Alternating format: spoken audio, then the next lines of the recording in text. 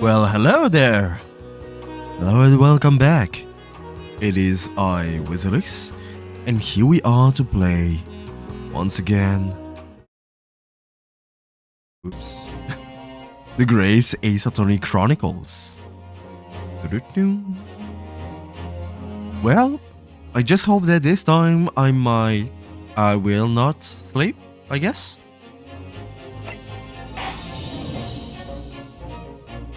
I just discovered, before we'll start again, that the name of this chapter is actually... Okay. The Adventure of the Clouded Kokoro. And I just thought that it sounded dumb. That's it. Let's start, I think. Okay. Do I remember anything? No.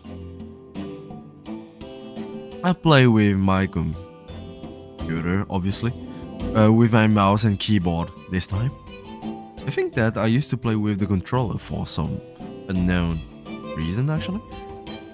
But now I'll just play with my setup, I guess. Ah, Van Zeeks, if only I could be like you. Your beautiful hair. And clothes and everything about you. I could nearly empty your skin and wear it as a costume. It's so beautiful. Anyway, that's what I would say if I would if I would be straight.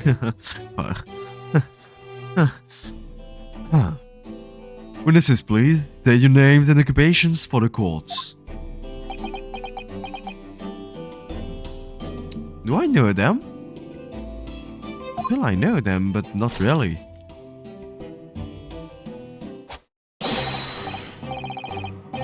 Constable Rolly Beats. Nothing to report on the streets.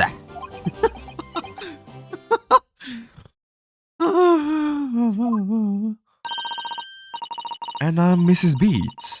That just says my name. I'm proud to say I'm this young town hero's wife.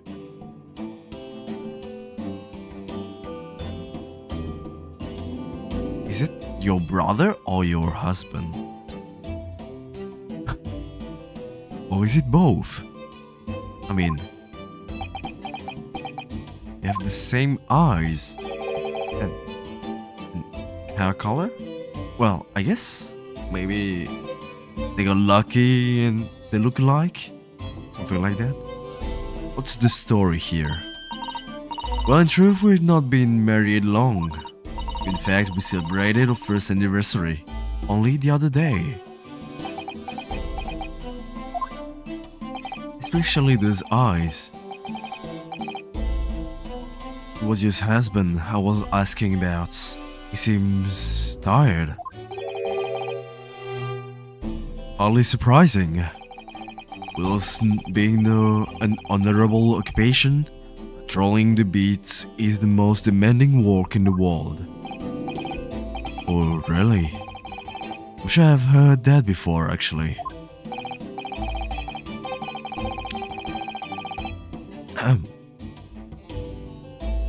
I should have a soft throat today, so I'm actually talking, you know, this kind of candy, but not really candy. They're actually here to soothe your throat. I think they're here to coat it, but I'm not totally sure, actually. And I forgot to take it before, so I have it now, I guess. Indeed, apart from rare days off, our gallant officers trudge some 20 miles a day, you know. They patrol boarding houses and pubs, collect taxes, survey the streets, check the meters. The meters are reading through. And they're responsible for keeping the streets clean and lighting and extinguishing of street lights.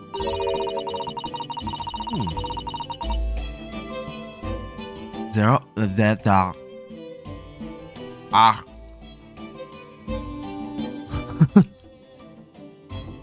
There are a number of items on that list that don't sound much like policing duties at all.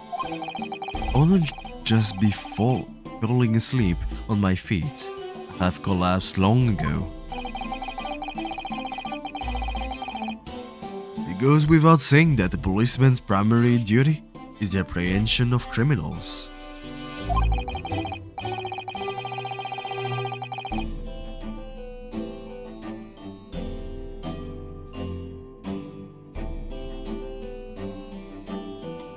It's getting pretty cold now.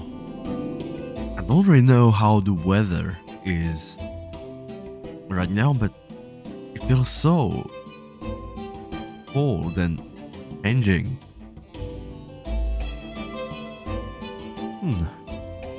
Makes me sick of it.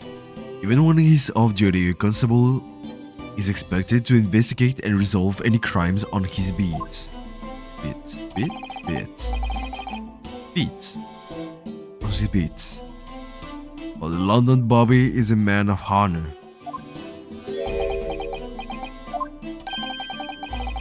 And a man of slumber. On the day questioned, man and his wife. I need to check. Pay no mind. Look too much lying, no? It's just me? No? I mean, all of them look so colorful, so different. Then we have those two, looking exactly the same.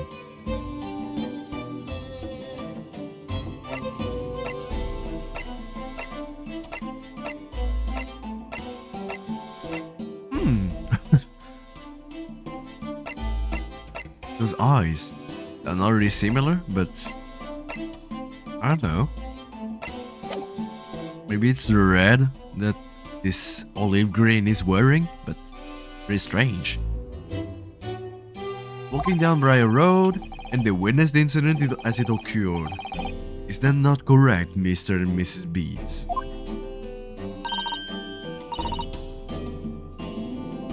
Okay, I don't have it anymore. I gulped it. I ate it, simply. Isn't it Rolly? I don't think he will be here with us today. Oh. Constable Rolly Beats. Sah. Nothing to report on the street, sir. What is Sah? What a great witness he's going to be. Very good, I'd like to hear your formal testimonies now, please. You will tell the court exactly what you saw on the afternoon of the incidents. Yes, sir. Oh, it's a bit like sir, but sir. Yes, sir. What the witnesses saw? It was a wedding anniversary, and Rolly was taking me out for a meal. It was no time to change after work.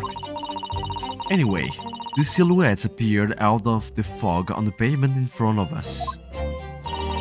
All of a sudden, one of them just collapsed on the floor, then the other scattered something before running off. We ran straight over, of course, and then went for help at a nearby police box. It was definitely that Japanese man in the dock. Rolly and I both saw him as clear as day.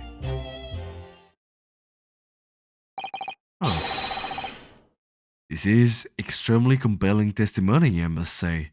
Well, bad because a judge shouldn't say those kind of things. You're quite not impartial, I guess. How strange of you. This policeman and his wife are claiming to have positively identified Mr. Natsume at the scene. If that testimony is true, the alternative course of events that you establish in the summation examination will be quashed.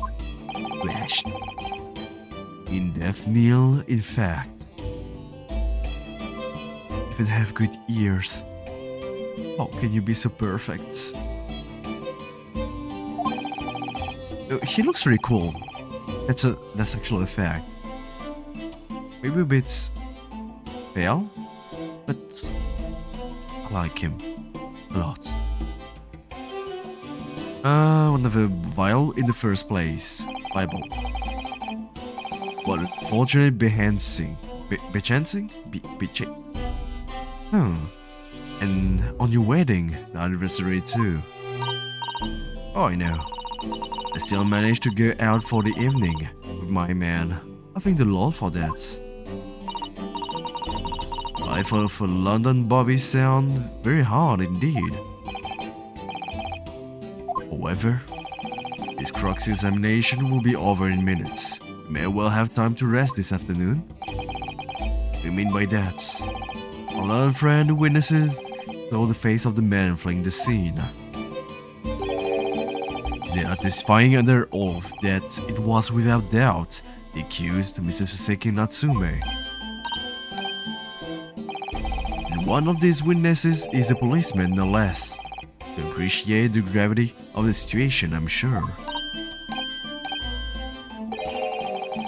Except that the man's so tired his wife has to do all the talking.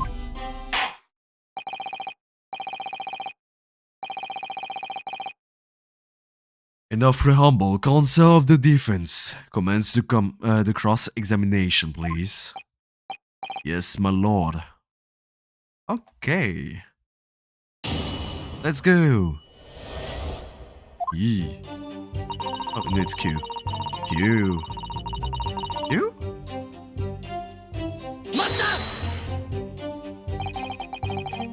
No time to change after walk, you say?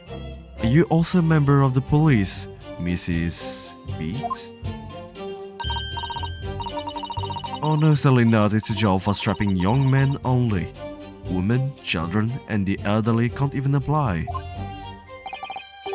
Well, I think you can probably see why children and the elderly can't do the job, can you?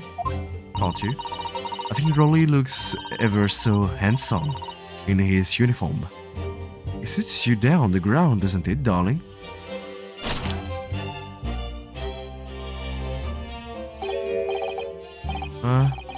I just finished my bits. Pat and I were heading back to the station. Was actually planning on getting changed there. Is he talking in his sleep? Creepy, strange. Much prefer you in uniform. Sometimes I don't recognize you when I see you in plain clothes. It doesn't seem healthy. Only idea to the point. You were going for a meal after you had finished your beat for the day, correct? That's right, sir, yes. Although I was fit to drop, to be honest, after spending the whole day on my feet. The policing is my life, sir. As long as I'm the proud owner of this, I'll serve my city and my queen to the end. Queen? What's that now? My warrant card, sir. Prove that I'm a London copper.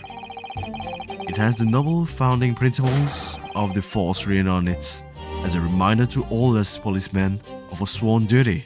To patrol the streets of London town and uphold the peace of the common man.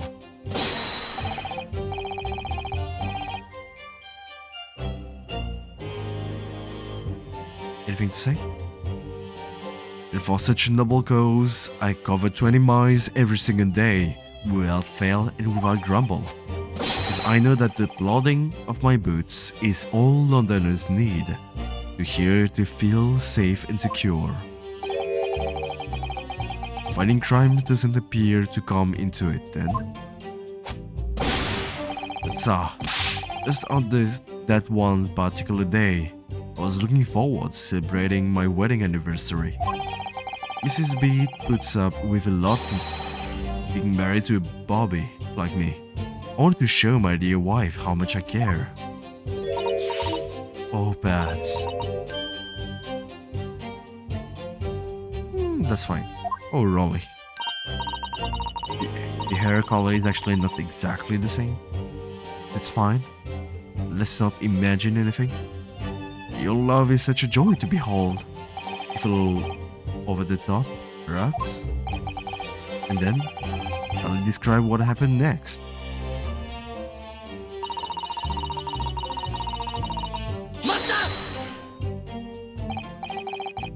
Two silhouettes. That's right, they were coming towards us, walking up Briar Road in the opposite direction. There was a rather plump figure followed by a scrawny, thin-looking man. That does sound exactly like the victim as pictured in these prints, like Mr. Natsume. Yes, unfortunately it does.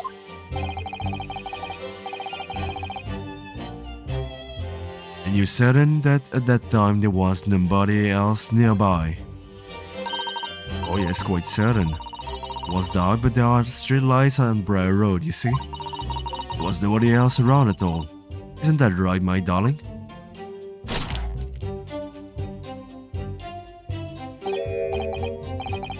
Oh yes, that's right. Of course, there was a light fog on the ground. But Briar Road is dead straight, and you could see a fairly long way down the pavements. Then there's the street lighting as well. I didn't see any other pedestrians.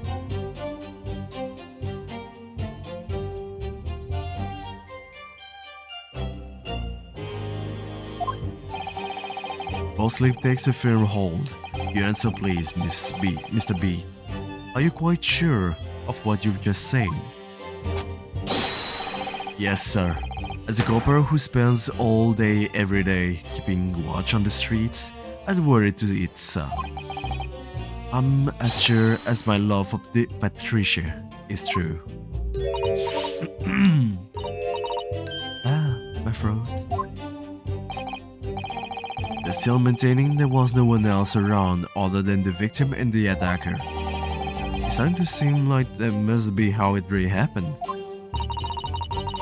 Beginning to seem like there's nowhere to run. It didn't stop Mr. Natsume, did it? He fled the scene all too convincingly. I believe we have a reasonably clear idea of the situation just before the incident now. What happened in the crucial moment that followed?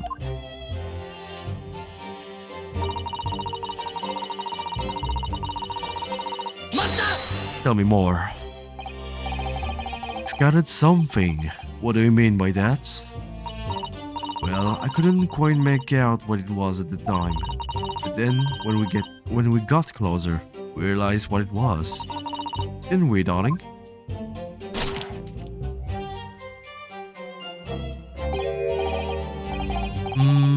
That's right. It was some old books. I see, old books. Yes, sir. The operator had dropped a number of them, all around where the victim lay on the pavements. Indeed, as clearly as pictured in his photographic prints. That rodent Japanese man did that when he did the deed. Let's not forget that it remains to be established that the defendant was indeed the attacker. But we saw him. Was the man in the dock without question, sir. Mustache, the hunched back, the cat-like eyes, the tall mouth, the snub nose, everything. My throat. Oh no. Any more insult you want to throw in?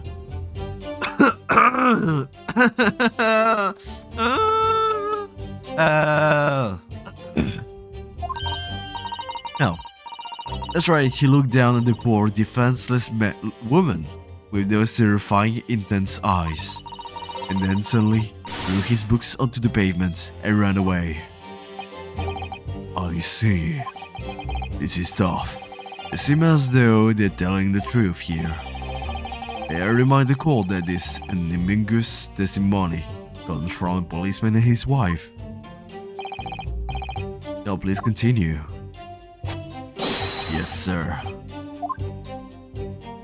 Well, I guess it's too late for my throat. We ran straight over, of course, and then went for help at the nearby police box. I'm waiting for your reaction. Come on, react. Fetch help. No. But once I may not be a police officer myself, but a proud wife of one after all. Isn't that right, my darling? Yeah. That's right. I asked Mrs. B to go. Was off duty by that point. The Bobbies never truly off duty, of course, so I felt obliged to stay and guard the scene. Very laudable, Mr. Beats. Preserving the scene of a crime is a task of considerable importance. That's why I sent Patricia, you see. I told her where to find the right police box. Forgive my ignorance, but what do you mean exactly by the right police box? Depends on the crime's location, you see, as to who deals with it. Where the woman was stabbed wasn't actually on my beat, so I told Patricia to wait to the police box for the beats the incident fell under so she could go and report it. I ran there as quickly as I could and asked for help from the Bobby on duty. There's nothing more important than a young couple in love walking together, you know? And thanks to his swift response, the case was quickly resolved.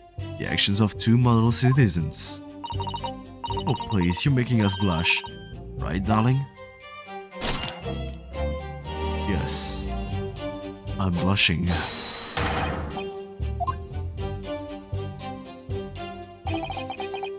Let's move on, shall we? It was definitely that Japanese man in the dock. Roy and I both saw him as Class A. Well, I guess we can say that you did say that it was cloudy, so... But surely you wouldn't have been able to see his face by the light of the gas street lamps, would you? We absolutely could. Us Londoners have exceptional eyesight, and have you know? Right. Light from the street lamps was more than enough. And my husband already told you that the fog was only light, didn't he? And what of the fog? Famous for it across the globe, I believe. It is an absolute menace to those of us who have to live with it, of course. Oh, it is. But it's fake you can't even see the hand at the end of your own arm. I take your points. Now, could you stop shaking your husband about? The constant fog makes your eyes very sharp, you see. That's why we can tell you for sure and certain that it was that little Japanese man we saw. Aren't we, darling?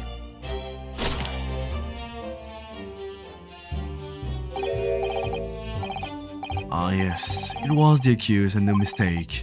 Mostly the hunchback, the cat-like eyes, the out mouth, the snub nose. Unmistakable. There can't be any question. Was Suki-san still running away from the scene of the crime? So that's it, is it? That's an entire testimony. What do you think, Mr. Naruto? Well, I had to admit it, but on hearing the testimony, it really does seem as though Mr. and Mrs. B saw what they say. What they say they saw. Mr. Natsume running away from the scene on Briar Road that day. Yes, I feel the same. And if that's true, where does it leave us? Members of the jury are sure to call for a guilty verdict after this testimony. What do we do? Kazuma-san were here. What are you trying to say? I think he would try to find a contradiction somewhere else within the testimony. Somewhere else? A statement about Mr. Natsume is unequivocal. Calling that into question will help. If you could identify some other part of the testimony which appears to contradict the facts, you might be able to discredit them. Make the jury doubt it. Doubt if the person's memory of the day is accurate. But simply we must focus on finding a discrepancy in the statement somewhere. The trial may reach an early and unfavorable conclusion.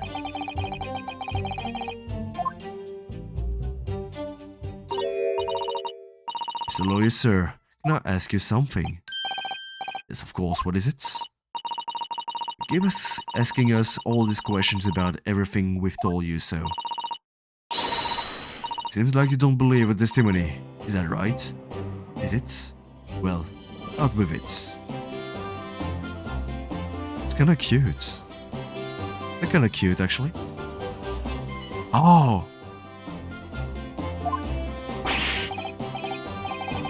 It's really not that old. Husband's policeman, remember? And I know what I saw. I remember every last detail. Everything like, oh, I know. What about the books the man dropped? I could tell you the names of every single one. I could. Every single one. And you dare to question how reliable my testimony is. Enough. No, it won't do at all. The Japanese lawyer has no idea what I'm capable of. And if I decide to forgive him for still insulting us, don't think for a minute that really will. I really didn't mean to cause offense. Please put your husband's fist down. Oh, spoiling your testimony, Mrs. Beat. Would that appease you? Thank you, my lord. That will settle things nicely. What did it, darling?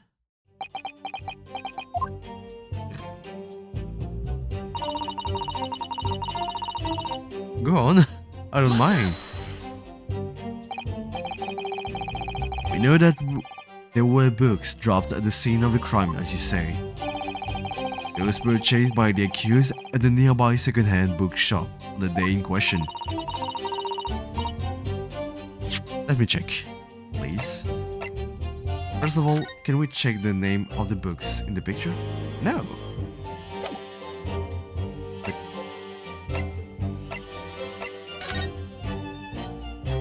We have the name of those books here.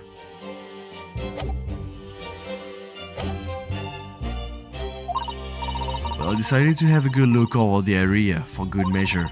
I'm a proud policeman's wife, after all. I did for Raleigh. And what was your husband doing at the time? Well, at the station? He was lying face down in the snow, getting some well-deserved rest. He walks ever so hard, you know? Ever so hard, don't you, my darling? Interesting way of guarding the scene of the crime.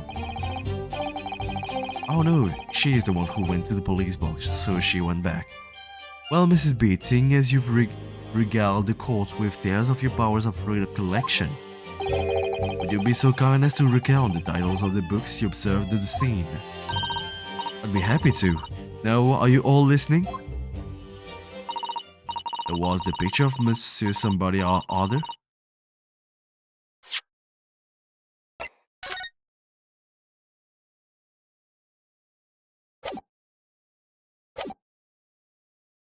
What's he yearning? And a meal for someone.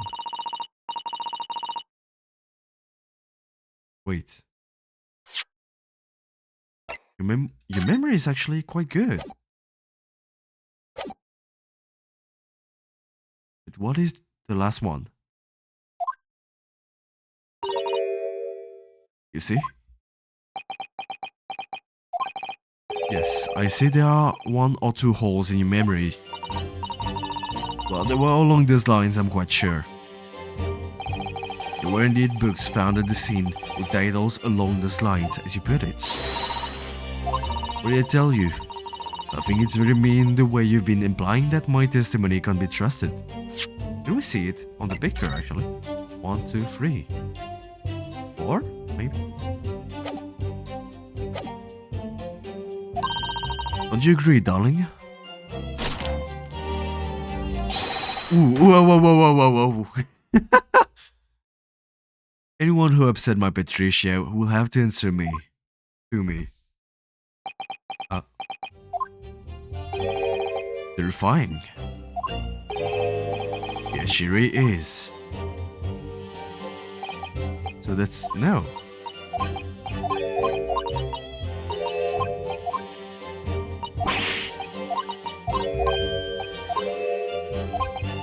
Slow.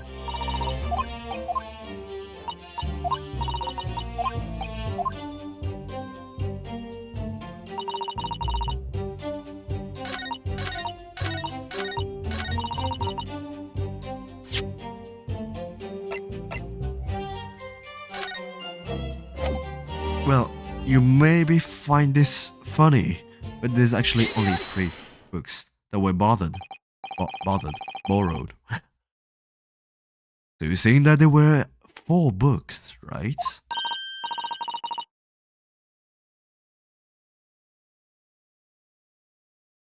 That's right. I remember all of them. Eh, eh, oh, yeah, I understand.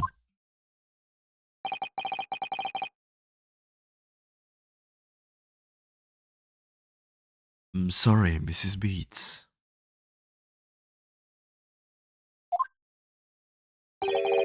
There is a fundamental flaw in that statement of yours.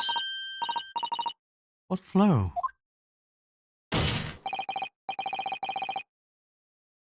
Simply that at the scene of the crime.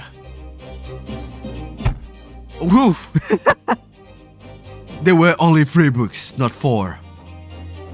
Okay, maybe let's not do it again. I'm a bit worried about my setup. Not 4. Is it a receipt from the bookshop where the defendant bought his books? Your books? Yes, and it details Mr. Natsume's purchase that day. But as you can see, only 3 books are listed, not 4. Only 3? No, that can't be. I remember seeing them. There were 4 books, I tell you. 4 dirty old books.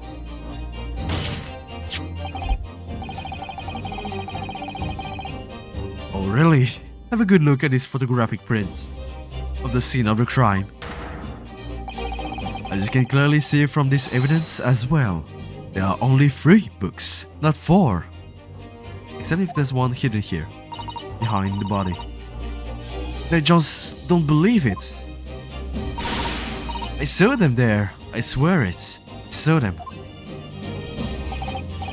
No, madam, I'm afraid your powers of observation cannot be relied upon. Except if you actually saw 4 books, but then there'll be still a contradiction. It cannot be denied that though you say it was the defendant you saw, you could very well be mistaken. Very well. Very well. How do we say? Can we do it? Very well, my dear friend. Nah, not good. And it is your powers of deduction that cannot be relied upon, my learned Nipponese friend. What cannot be denied is that these 2 witnesses saw the accused running from the scene. The fact that you know very well you have no hope of disproving. No? How do you know this? They've been striving to avert the attention from that by dint of some inconsequential discrepancies. Would that be fair? This is right for me. Your plan has someone recorded against you. What are you talking about? It's quite simple. Let me explain with a toast. The policeman's wife and her entirely accurate testimony in every respect. You see, the matter is not up for debate. The scene on Briar Road, a total of 4 books were most definitely found.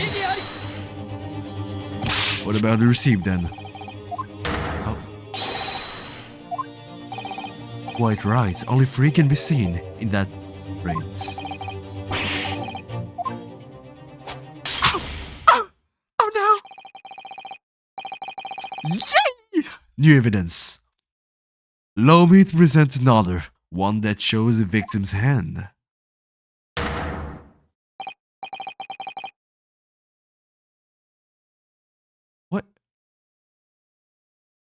The lion's pride. But why is the book nibbled here? Nibble? Burnt? I'm not sure. It's it's the fourth book. As you will observe, the fourth book was hidden from view in the original print by the victim's torso. Oh no!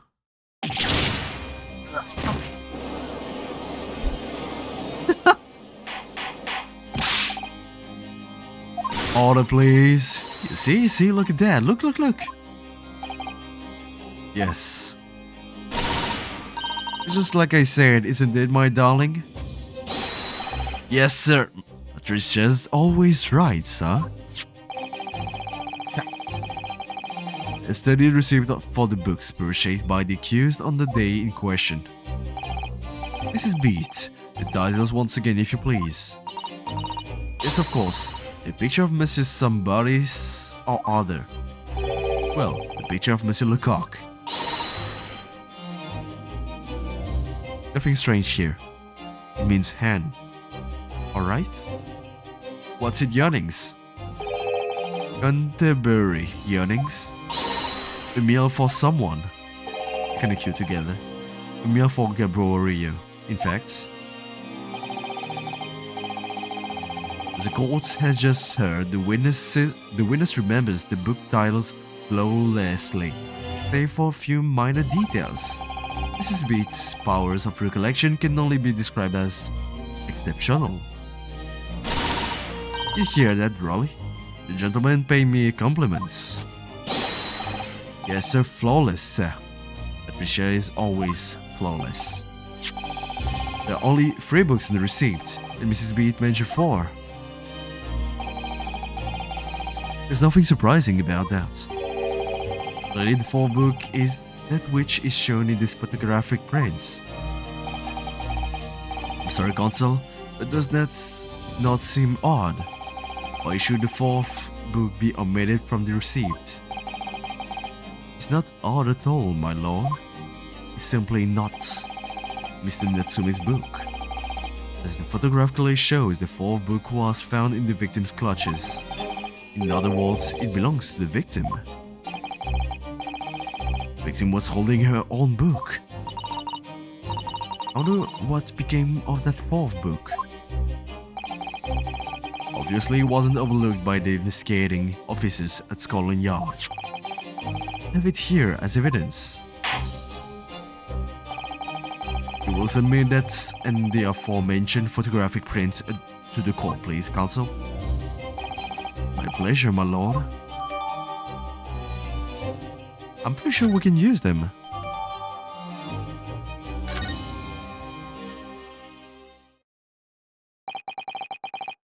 Prosecution rest. Let's just me see them.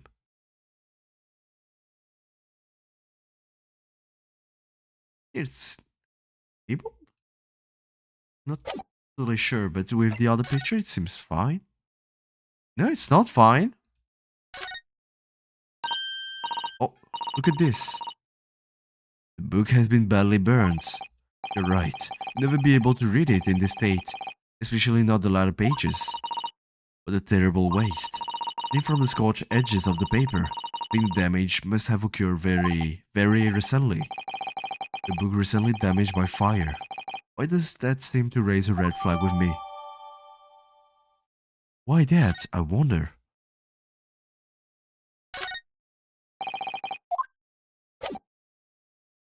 We have a picture of Mr. Natsume's room, no? The prosecution rest. Because if you remember actually, because well, it's been quite a while for you now, but in Mr. Natsume's room, if I remember correctly, for me it was even longer, 5 months, 6 months, half a year. Well, if you remember correctly, actually Mr. Natsume's chimney is not working anymore actually. So if it was burned in a chimney, it will be strange. By the chimney. But if it's actually a candle, then I guess maybe. You seem surprised, my learned friend. Your resistance until now has been in vain. Entertaining, yes, but futile. Spurious longer routes to the accused lodgings that you try to establish in your summation examination, in the attempted discrediting of the witness's powers of recollection in your cross-examination. Futile. I walked right into this, didn't I? Everything we've said is true. Isn't that right, my darling? Yes, Pat, marry me, Pat. Perhaps the ladies and gentlemen of the jury will like to reconsider the positions. Should the court waste any more time on this Nipponese travesty? Or is the decision you have to make all too apparent already? You've heard all of the witnesses and seen all of the evidence. Israel has run its course. I'm afraid we are in a terrible precarious position. If I fight back in the wrong way now, I could very well just make matters worse. Think, Runosuke, think. What do you do now?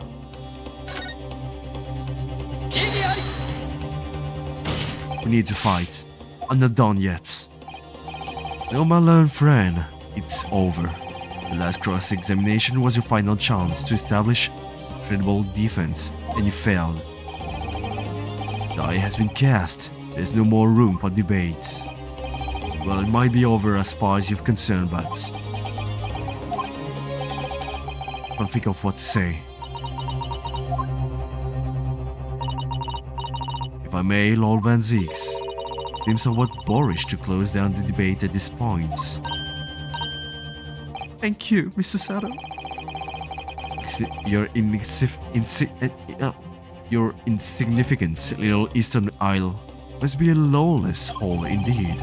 A lowly judicial assistant to have the audacity to intervene at a moment like this. I may like you a lot. Chill. Chill, friend. Oh, no. I'm to my shame still a very inexperienced lawyer. So you will have to forgive me, but I consider my assistant's advice essential and her opinions invaluable. One of this land's great guiding principles is tolerance, so the court will hear you, madam. Go ahead, Miss Sato, please.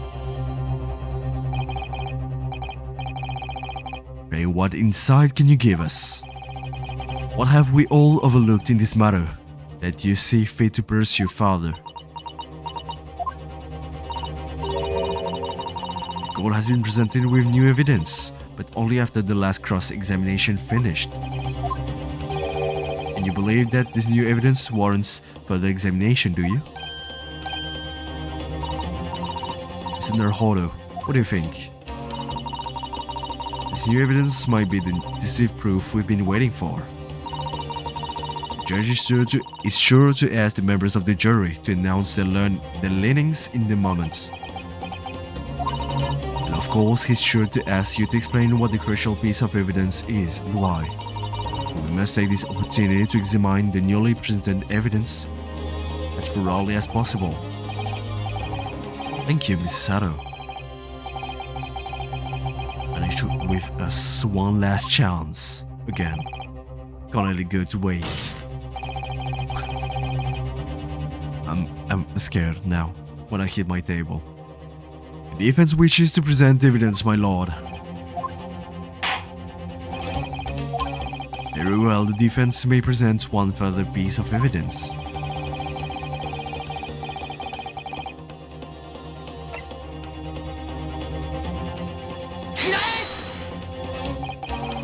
Evidence in question is what we can see from the newly presented photographic prints of the crime scene. The fourth book found in the victim's hand. We have already discussed the fourth book at length. Other than it being in the victim's grasp at the time of the incident, no significance has been attached to it. Pursuing the matter further will be a flagrant waste of the court's time, as you well know.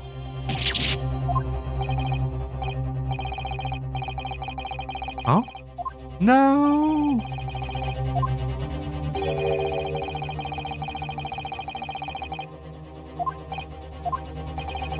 must insist that you elaborate, Consul. You will identify this clue at once. Do I make myself clear? Sorry, Lord. My Lord, I mean. I believe the prosecution is trying to avoid a thorough examination of the evidence, which means you may very well be on the right track. I think you might be right. The Consul. Precisely where is the vital clue, in this case, which this fourth book conceals? Well, yes? I will ask the courts to observe the back of the book in question. It's been burned to crisp. We have to ask yourself, why was the victim clutching that what is clearly an unreadable book? It is undeniably an extremely unnatural thing for her to have been doing.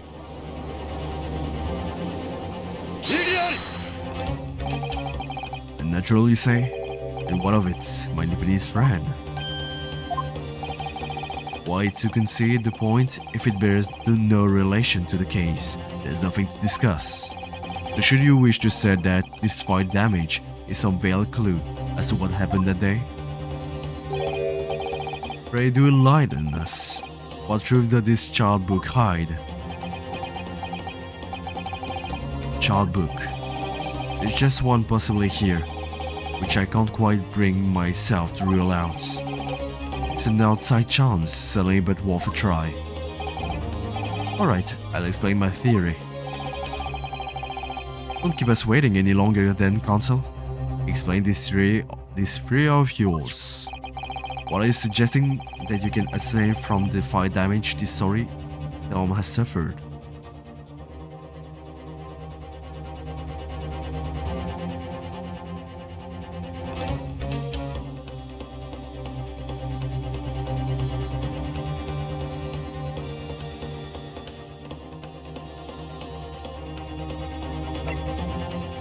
Its owner, I guess?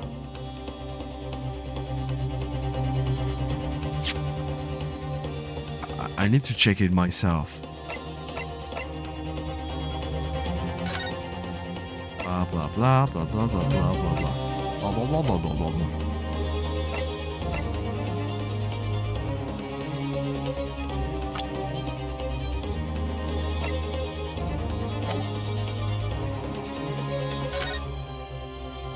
I guess it's the honor. Reveals a startling truth about the book's owner. The more you know who the book belongs to. The victim was gripping it in her hand as she fell to the floor. After all, it's obviously hers. The question of how this book came to be in the victim's hand has yet to be answered. However, as to the question of who the book really belongs to and where it originated, the defense has very credible answers. I don't know. Help! Very well, very well. I play along with this futile attempt to delay your inevitable demise. But do remember, the members of the jury may well burn you if your little gamble goes awry. Vince's response here is very likely to influence the final outcome of this trial. To tell the court, who do you claim is the owner of this burned book?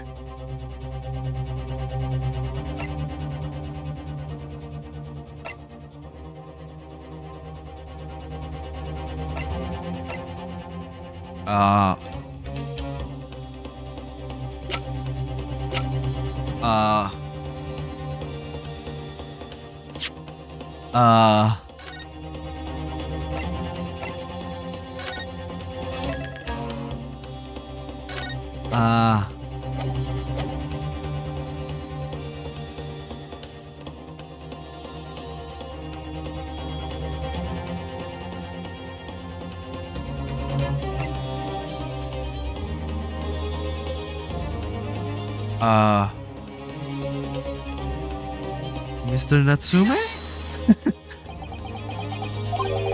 What on earth would make you say such a thing? Something of a gut feeling, my lord, but I can think of no one else more likely to set the book on fire. What kind of morbid reasoning is that? Indeed, it would appear the smoke from the flames has clouded your judgment, Consul. Huh. Then fight fire with fire.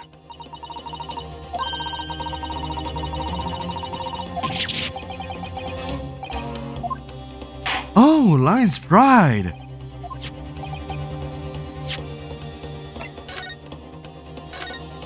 Nothing's happening here. You don't see anything.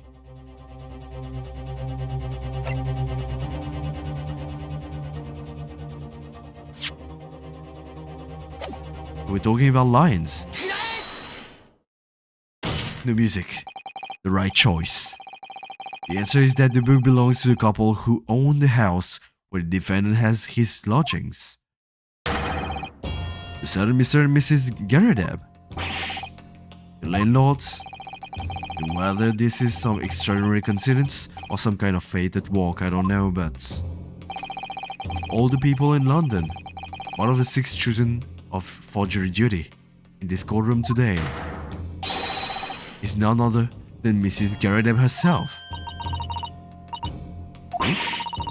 You must be mistaken, sir. I'm not Mr. Garadeb's wife, his maid. Things will be so much easier if you will just drop the pretense. Alright then, I'll bet a simple question for you. Have you ever seen this book in Mr. Garadeb's house? I will never presume to know all the books he keeps, sir.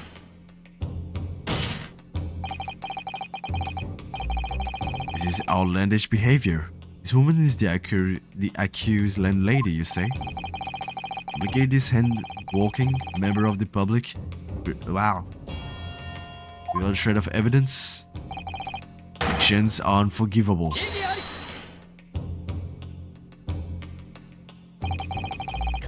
This is not mere conjecture. The defense happens to know that on the day in question, at almost exactly the same time as the victim was stabbed on the pavement below,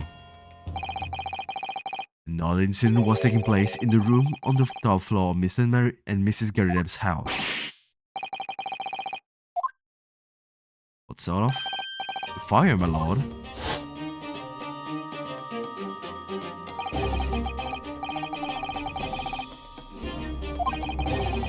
I do not remember.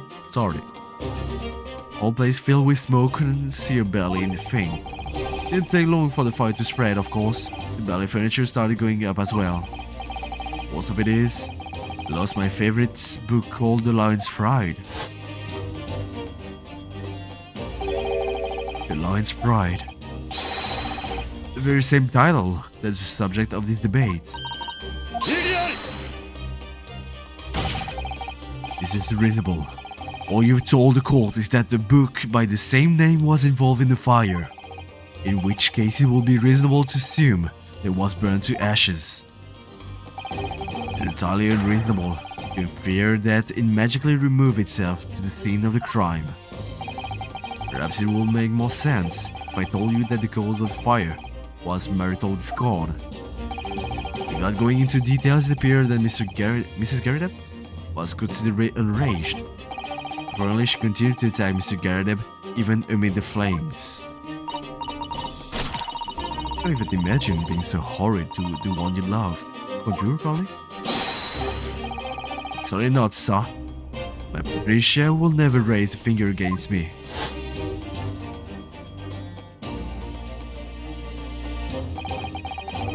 And all my favorite old novels in that case. As soon as the fire got hold of them, was it whoosh, up in smoke. Then the wife started howling things at me.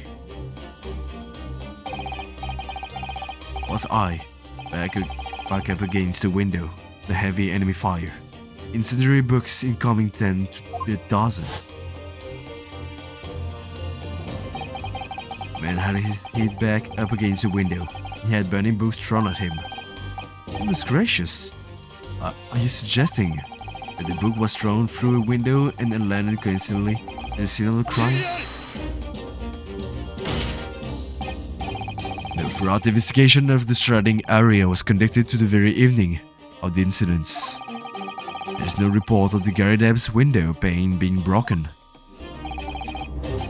That's quite true. We also saw no sign of broken glass when we visited the Garadeb household. But is it not conceivable that the window was open at the time in? Let's not forget the season and the chilling weather that accompanies it. But what about the smoke? No one will ever leave a window open in the middle of winter. Does defense postulate this scenario in all seriousness, Counsel? You honestly claim that the book found at the scene the flaming projectile thrown by Mr. Garadeb's wife?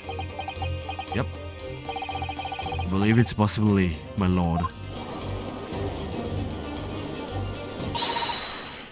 That's quite enough.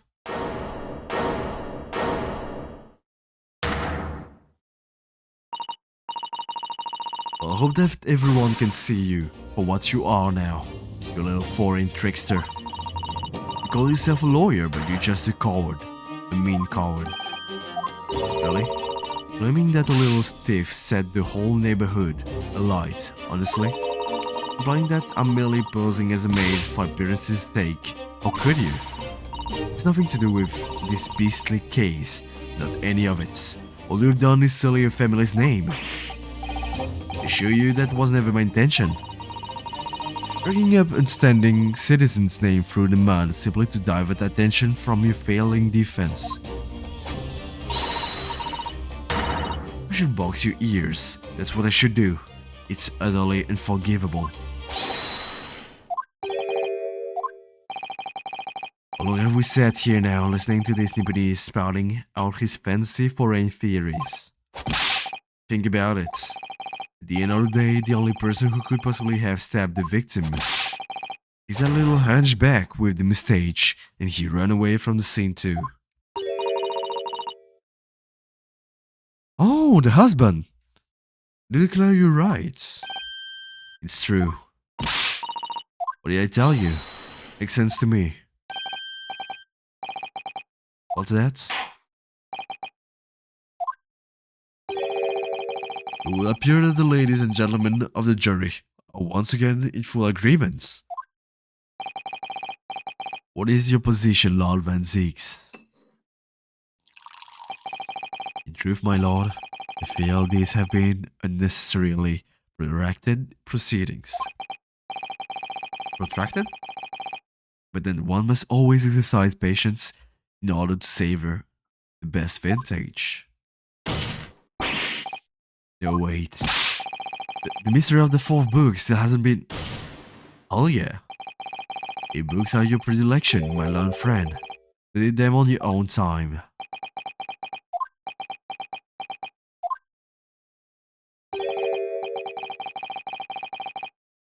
No, forgave the discordsy this time? Discordsy?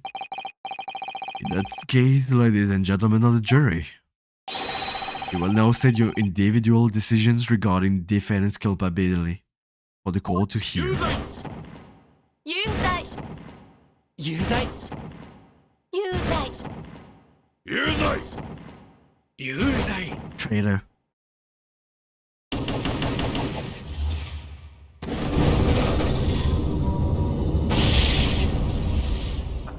Well,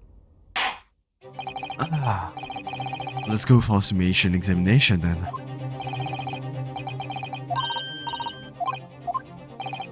Let's not give up, indeed. We've forgotten, but it isn't over yet. Again.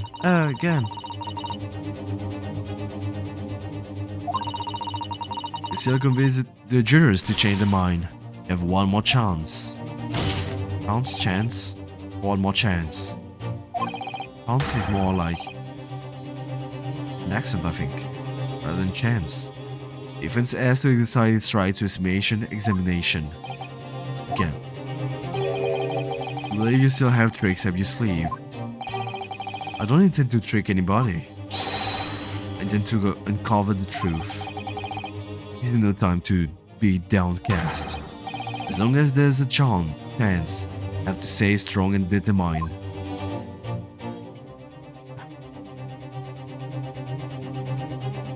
be continued.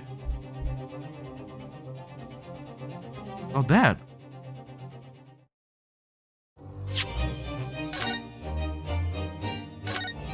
Hey, this is something I actually would hide, usually. Anyway.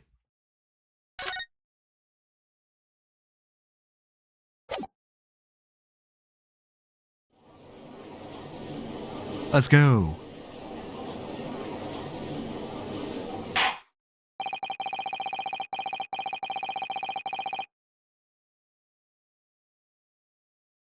Maybe a little break.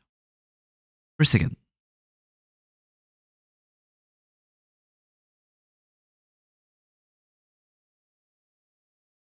Where's my phone?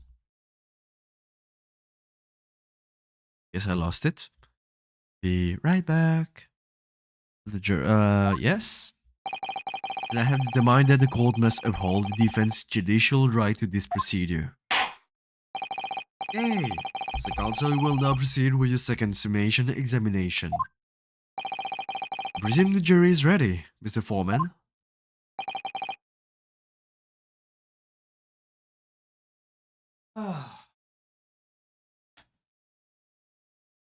We are, my lord. We are. Indeed, we are.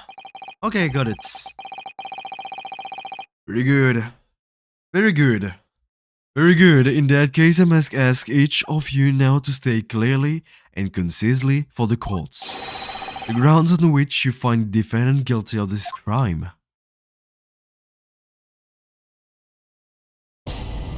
Let's clear up my throat.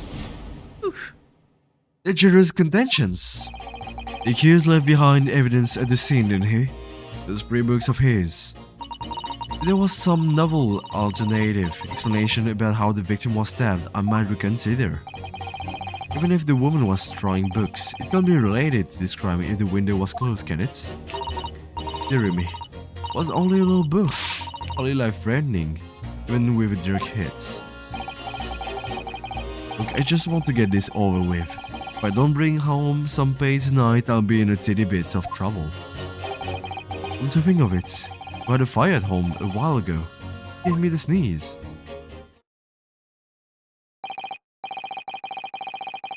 Yes, considerably more tangible arguments from all the members of the jury this time around, it seems. With one notable exception, of course.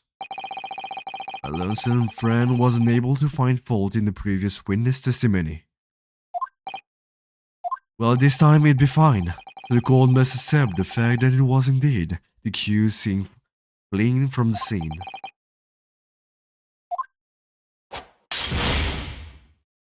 Oh yeah, no one else was even at the scene to commit the crime. Well, if the eyewitnesses are correct, it will seem as if the conclusion is somewhat set in stone. I fail to see how it can be argued any other way. Any other way? It means I'm afraid that during the summation examination, it's essential that you establish some other tangible explanation for the fact. But we'll even consider the tangible explanation here. Who stabbed the woman and how? Those 2 details are all you need to provide. Simply give us a name and the method by which the attack was conducted. Here I was thinking this might be hard. You have to do it, otherwise this will be the end of this trial. No pressure then. That's quite enough preamble. Proceed with the summation examination, please. I presume you are prepared, counsel? Oh yes, my lord, I am ready, correct, yes. Clearly the key to this summation examination is going to be juror number 4, the maid. Or should I say Mrs. Garadev? I have a book that disappeared from the Garadev's house on the evening of the incident. The 4th book found in the victim's hand. Must be a way to link the 2. That's what we have to find, using every technique I've learned in my short career so far, whatever it takes. Don't forget to keep an eye on Miss Garadev and how she reacts, even to the things other people say.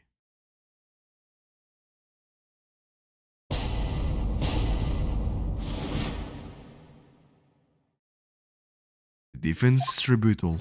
Rebuttal? Well, the first thing that I can say.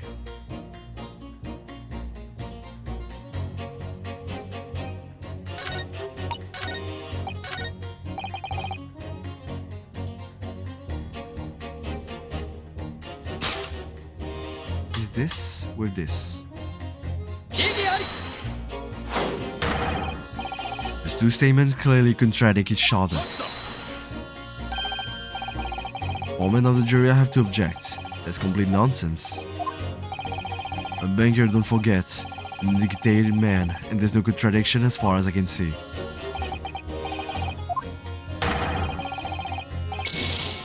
Really? You don't see any contradiction? No? Oh, I'm too lazy. Okay.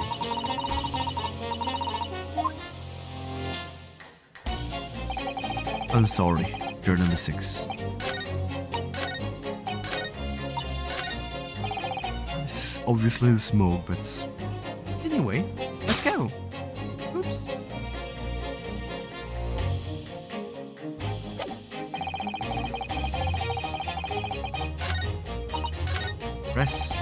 Press, please.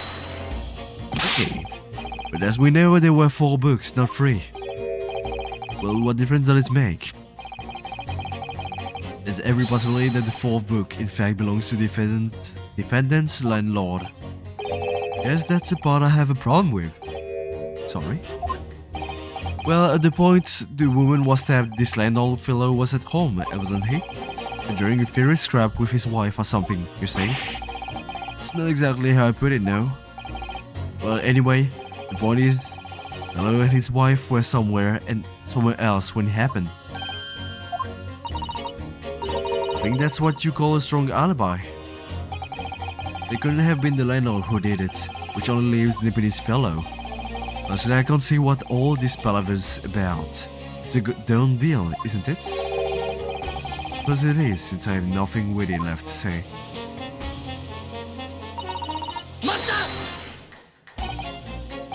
So you might be willing to change your decision, you mean? But she lied on your face. I'm afraid I shan't be swayed by emotion. Despite what you may think of me, I'm a very modern, metropolitan and rational woman. That's great. If one reads the morning papers, it's all forgotten by tea time, isn't it? So why read them in the first place? You see? Modern, metropolitan and rational thinking, wouldn't you say? And not at all extreme. As I can see an overwhelming suspicious Japanese man has been implicated by overwhelmingly strong testimony. Despite 1 or 2 minor embezzlements, I do declare that the man is overwhelmingly guilty. Modern, metropolitan and rational logic, wouldn't you say? Overwhelmingly. But us modern gals are always delighted to embrace new fads, you know? I'd be only too happy to consider an exciting new theory. You could come up with one. I'd be happy to do that too if only I could.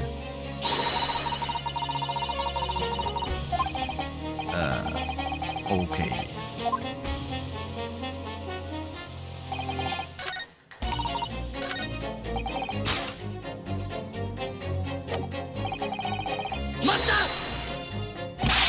What about the possibility that the window was open? What about it? I mean, there's just no way it could have been. How can you be so sure? The prosecutor fellow over there said it earlier, didn't he? Windows in London are no joke. You don't want to invite that sort of cold indoors. To know that window wasn't open, as long as it lies sitting by the fire and staying warm, see? You couldn't categorically say that the window wasn't open, could you? It just wasn't. They wouldn't have opened it. Then what's the point in even having windows, huh? Sorry. We will kindly refrain from childish bickering. Sorry. Somehow I need to show there's an undeniable possibility The window was open actually. This young man isn't going to budge otherwise.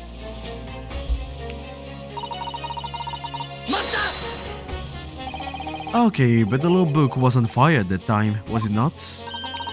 With flames of love, I'll have you know.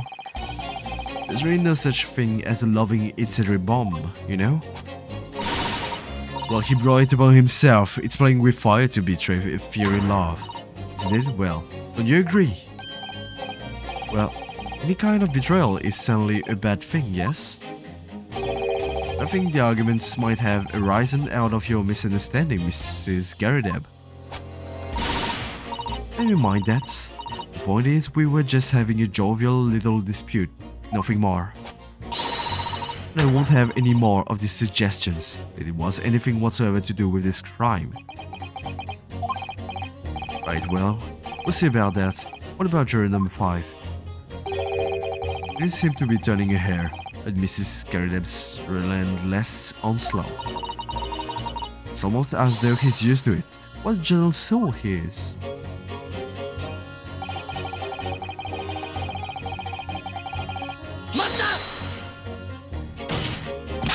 You just want to get this over with. How can you sit there and say something like that? A man's future is at stake here. Him and me both then, like I said before. Told you already, I'm a day laborer, aren't I? But don't bring home some reddies with me tonight. Oops. Find me, floating face down in the Thames, tomorrow morning. Why? You heard me, my missus isn't one to mess about, you know? You can be fierce, believe you. Believe you me? What? A situation like this cropped up the other day. It was, well, you know, it's funny, but I can't quite remember.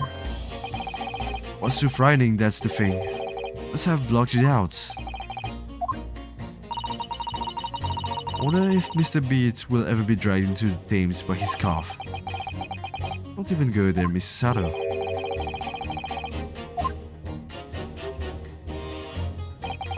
Hmm.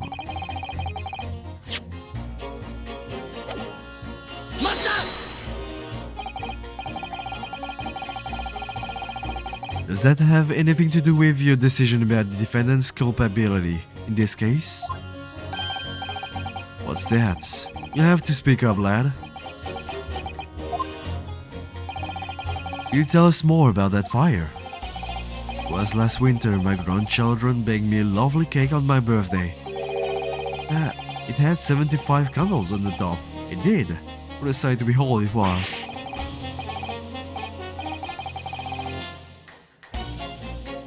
With candles on the cake, what was it, some kind of devil worship? Angel cake. Celebrate my birthday, obviously. One custom here in Great Britain. It's an ahodo. Ahodo? I must have all my birth to blow them out. Well, they must have blown wrong somehow. Flames didn't go out, but candles were flying all over the room. Furniture car and everything went up. The whole place filled with smoke. Definitely sound like devil worship to me. And by the sneezes, I presume you mean a cold, but how do you catch a cold from a fire? What a fiasco it was. Grandchildren, bless them, threw water over me as they tried to put out the flames. And then, because the whole room had filled up with smoke, of course, I had to open up all the windows to clear it. The biting winter air rushed over me like the devil dancing on my grave. It did. Got a terrible cold from it. It put me in hospital for a while. I'll forget it. I knew it was devil worship all along, but something about this old man's story is playing on my mind for some reason. I wonder why. Blah blah blah. Let's go! We did it! We have it now.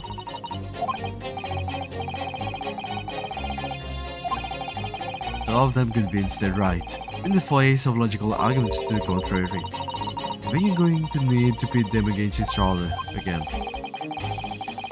No contradiction between their sessions, just a connection might be the trick. I'll see what else I can do.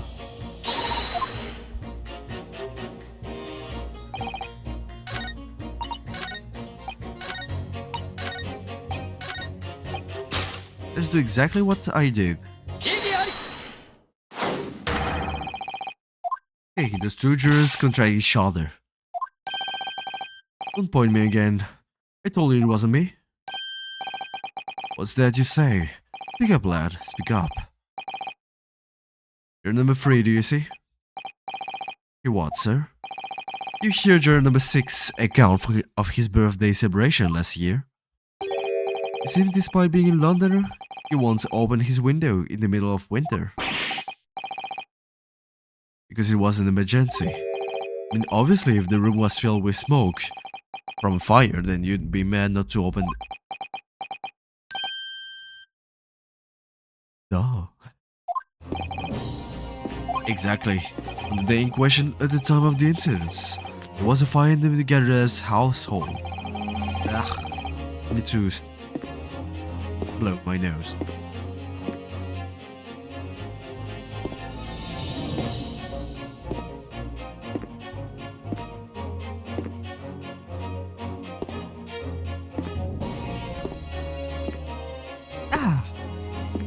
And Mr. Garrett had the following to say about it. The whole place filled with smoke.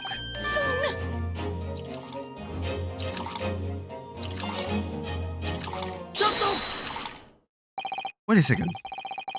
Juror number 4, do you have something to say about that? It's Garrett. What's the meaning of this? How dare you imply that I'm hiding who I really am? It's imperative that you confirm something for the courts. Please, it's time to drop the pretense now. When the fire started in your house that day, did you or your husband open the window? What are you insinuating? The room would have been thick with smoke after the carpet and bookcase caught fire as they did. In a situation like that, it's inconceivable they wouldn't have opened the window.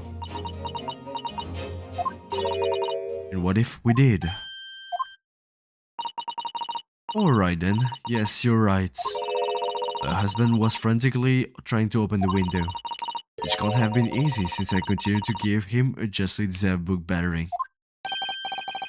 Even though your house was on fire. Oh, you never stop praying until the anger subsides. It was terribly bad for the nerves to do otherwise. Of course I should have realized. It's a significant step forward, Mr. Nahodo. We managed to establish the window was open. You simply must have that added to Mrs. Garredeb's formal statement.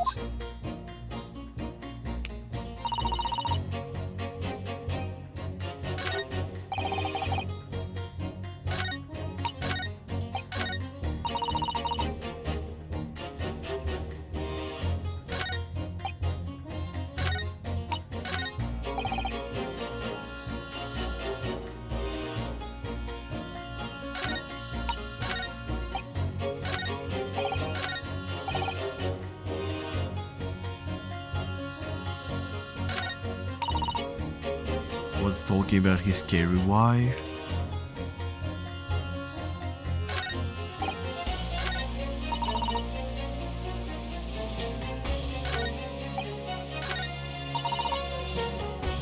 How the victim was stabbed.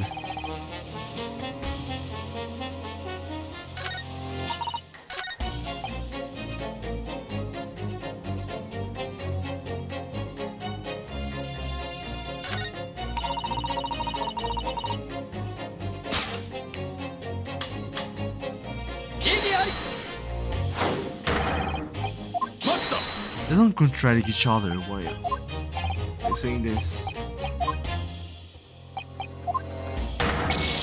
Oh no!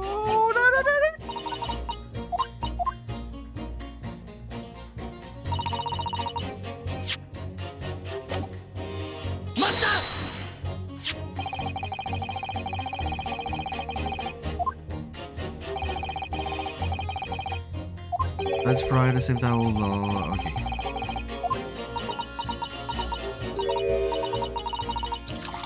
I couldn't say. But I question you already not through a husband.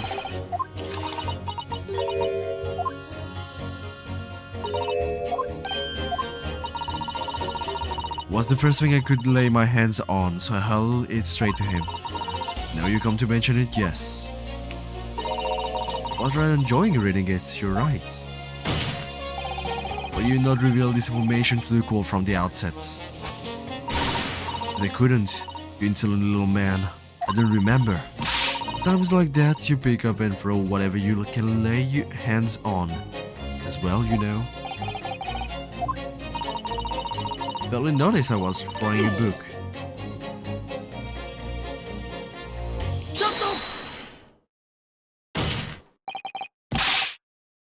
What is it, juror number 5? You know something? I remember what it was, the memory had blocked out. I was listening to what this granny was saying. Bro, it's all flying back. What are you calling granny? You cheeky devil. I'm Mrs. Garrideb, or the maid. Have you know?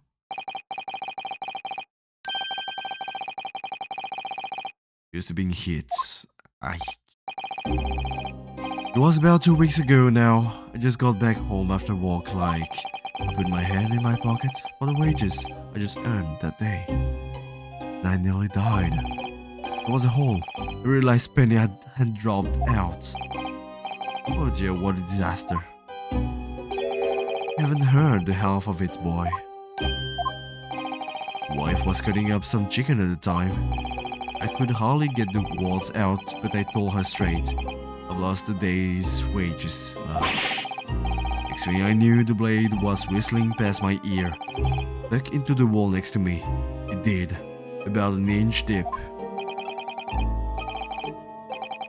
Just there. I could smell it then. You know, that god-awful stench of the Thames. I sure was going to end up face down in the muddy banks that night. I can tell you. Oh, that's a real disaster, isn't it? Never use the word lightly again. Anyway, the point I'm trying to make is this. When women lose their rag, they'll throw you anything at you. Knives, hatchet, hammers, you name it. Yes, I know. Not all women are short-tempered and unrefined. Throwing household objects at people is, well, so uncivilized. Police attack with honor, using a bow or the like. Huh, yeah. Use an actual weapon, though. Never mind. Anyway, this man's words would be rather significant, I think. Yeah, we'll come back to this later. And now,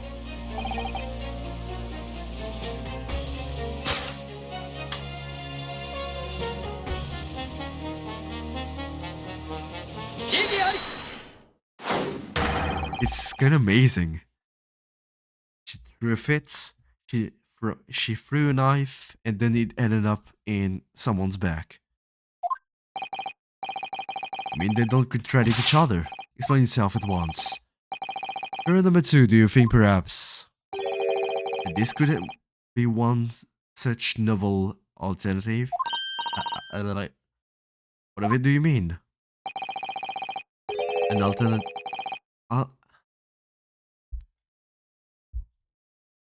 1, 2, 3, 1, 2, 3.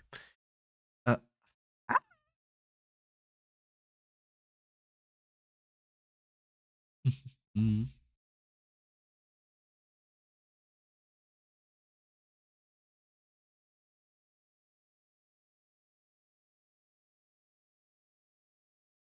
Alternative. Alternative. An alternative explanation as to how the victim was stabbed in the back. What are you talking about? We demonstrated that the 4th book, The Lion Sprite that was found at the scene of the crime, originated in Mr. Garrideb's room on the top floor of his house. Therefore, it's equally possible that some other object, besides the book, would have found its way from the Garrideb household to the street below.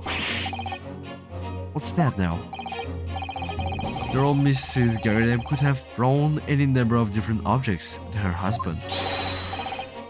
Isn't that right, juror number 4?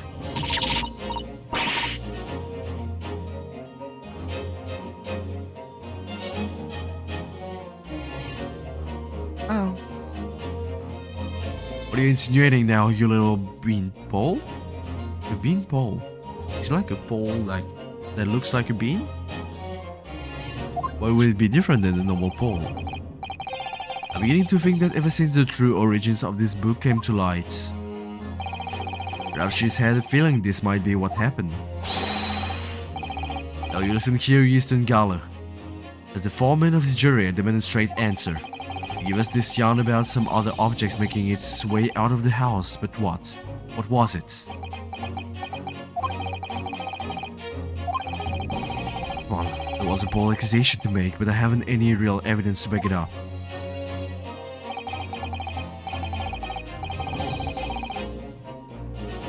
Warrants further investigation.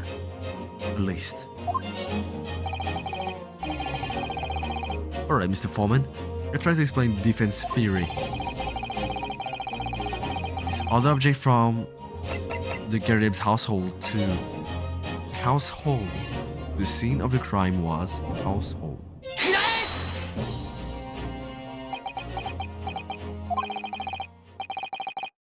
Juror number 4, Mrs. Garib. I must apologize in advance for this. But I need you to confirm something else from the court. For the court. This knife. Have you ever seen this knife before?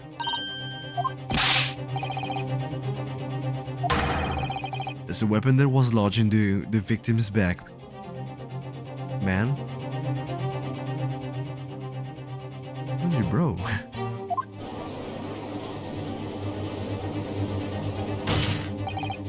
My lord, remember that when the victim was attacked, Mr. and Mrs. Garib were in the throes of an argument. Mrs. Garib was hurling anything she could at her husband, who had been backed up against the window. A window that had been opened to clear the smoke, and through which a book sailed to land at the crime scene.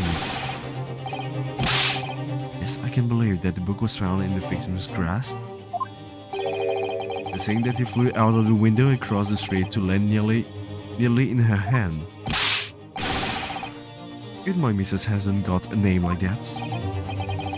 As I admit, there are many details we don't yet understand. That's the point. That's precisely why. We must not allow this trial to end, not right now. Mrs. Garib, you answer please. Have you seen this knife before or not?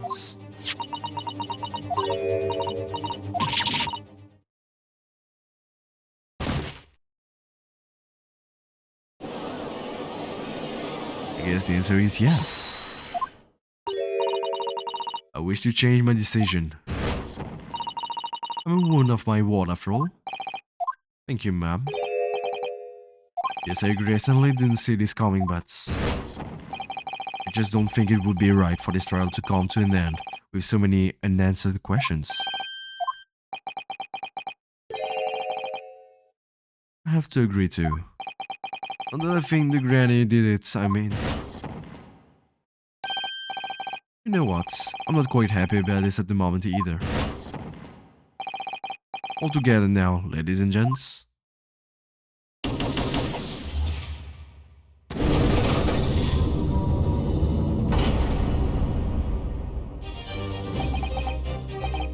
Did it!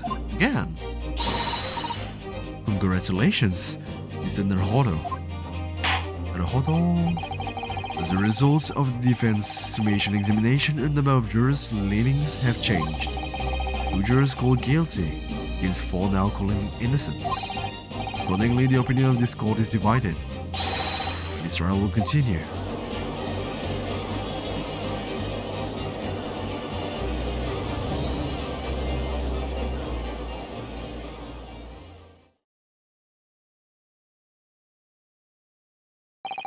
Now, on the law of Vanzis, how does the prosecution wish to proceed?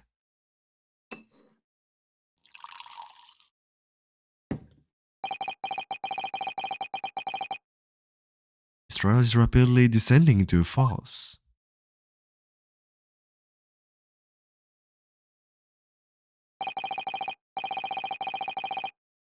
Like a cold wine, the first few sips are bitter enough.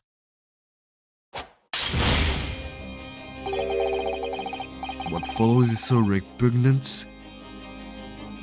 It's good for nothing save the gutter. By May, Lord Van Zeeks, defense has just put forward a credible alternative explanation for what happened. Credible? Is that your considered opinion, Mr. Foreman?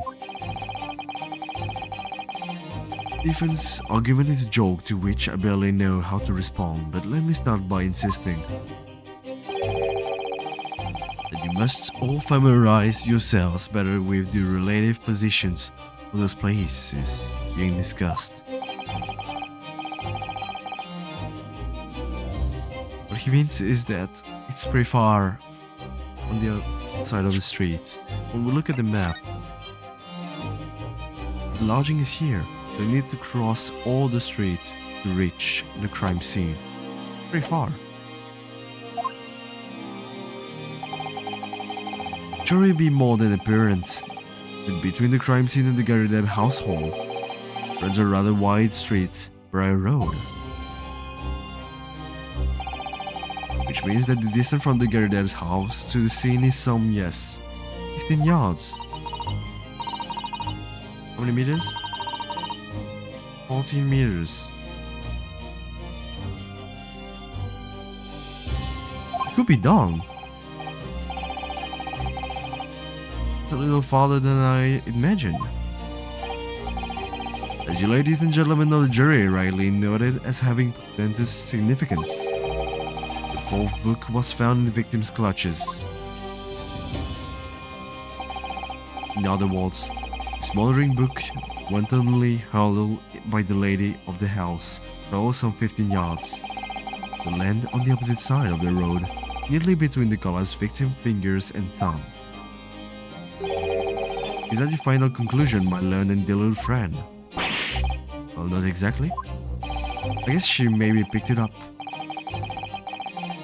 And did the jackknife follow a near identical trajectory and plunge into the middle of the victim's back? This fantasy is somewhat stretching the notion of having a bad day for the victim, I think. Even those pathetic serialized detective stories have more believable plots.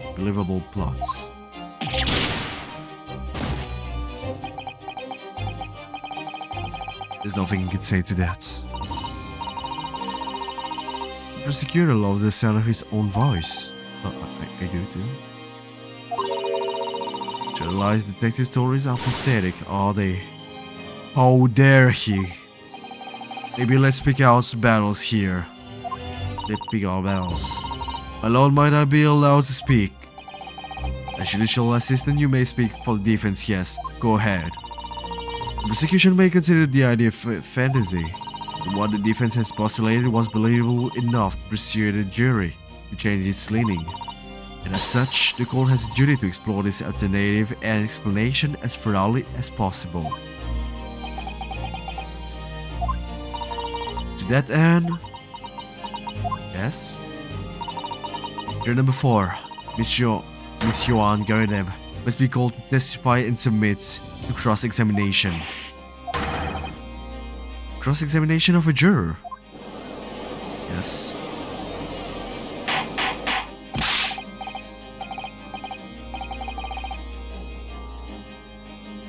This is highly irregular.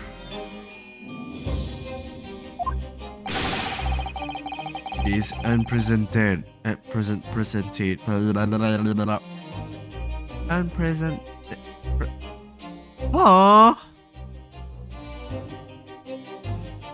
friend.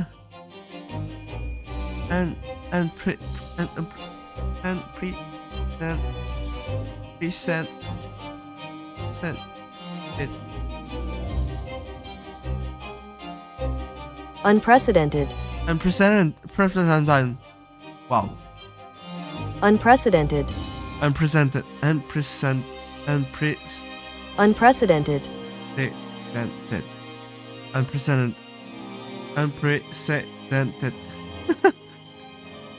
It is unprecedented for a member of the jury to be summoned to the witness stand. Unprecedented. Okay.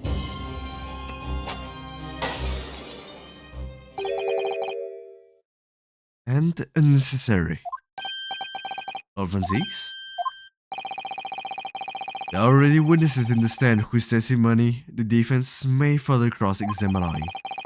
If my learned friend's farcical theory has any truth in it, then both a burning book and a jagged knife must have flown through the sky before his couple's eyes. So we must assume they will be able to testify accordingly.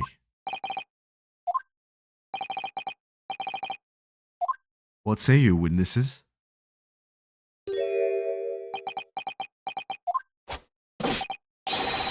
Yes, sir, Constable Rolly Beat. Reporting for duty, sir. Good morning, officer. Sorry for dozing until now. I haven't slept for a month on account of the villains who's appeared on my beats. That's so heroic, this little bobbies. Patricia, my darling, I've been neglecting you, but no more. A hero. You make me swoon. Very well, I hereby reject the defense request. And order witnesses in the stand to testify again. Faithful wife.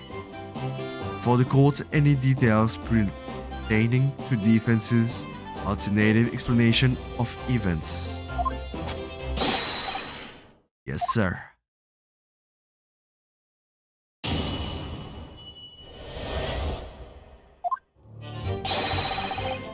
This case has nothing to do with Mr. and Mrs. Garadeb. Leave me alone, Bobby is good for his ward.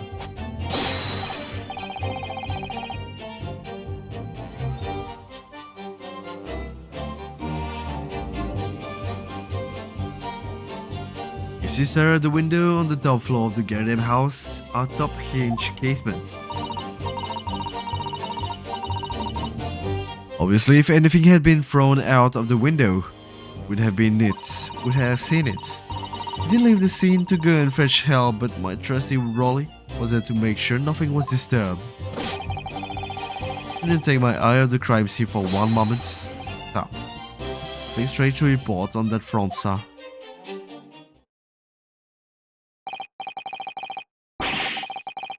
Well, this is quite startling. Top hinge casement windows. The detail was not in the police report, Constable. Sorry about that. I've been a little drowsy, You cannot excuse the scenes with drowsiness every time, Constable. No, sir.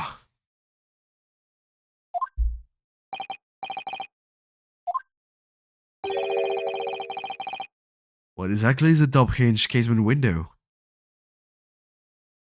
I guess we could call that it's a window that can not open completely. It's always with an angle directed to the ground. You can excuse your ignorance with such trivial remarks, my learned friends.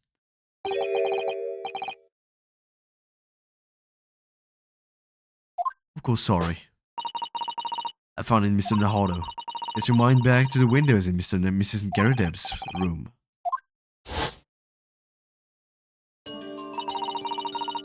The window opens in order to allow air to circulate inside the house. As it's a top hinge casement window, it swings open along the upper edge, you see. I'm glad you rectified your ignorance. A casement window most prominent feature is its stay. A metal bar which prevents the window from being opened beyond a certain amount. Prevents its opening.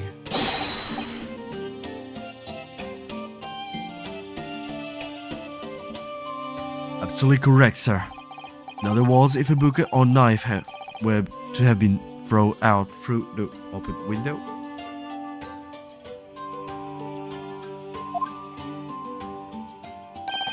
it would have clattered against the pan and fallen straight down to the pavement below. You see the problem then? Good. Indication is in Windows is complete. There was never any possibility of either the book or the knife traveling 15 yards over the road. This is unless the window pane had been shattered, something we've discovered already.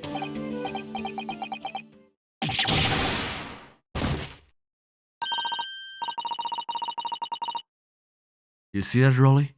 The young Japanese man just collapsed in agony. Yes, my darling, I saw it. I saw how he crumbled before me. Rolly, you're so strong. Ooh. We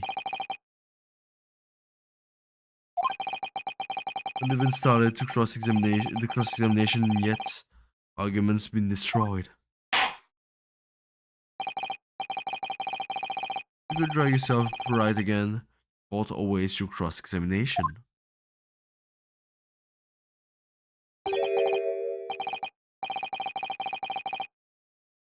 Ah, another desperate situation.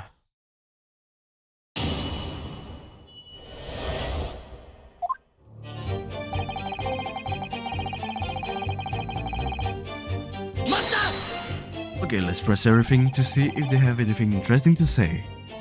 How can you say that for sure? Pretty good question, huh? And the answer is this. It's the most founding principle of the fall. Written. Oh, my eye. My eye is itchy. It has to remind to all the policemen have his own duty. Told us that before. Showed us. I can't say I remember. Patrol the streets of London, town and hold the peace of the common man. What the job's all about. That is why I can stand here today. I'm my long-suffering wife. Tell you my Bobby's ground. Good for his word. Ah. Ground, not ground. Why ground? Don't see well. While rubbing my tired eyes, I'm Elisa. I don't even know what I just said.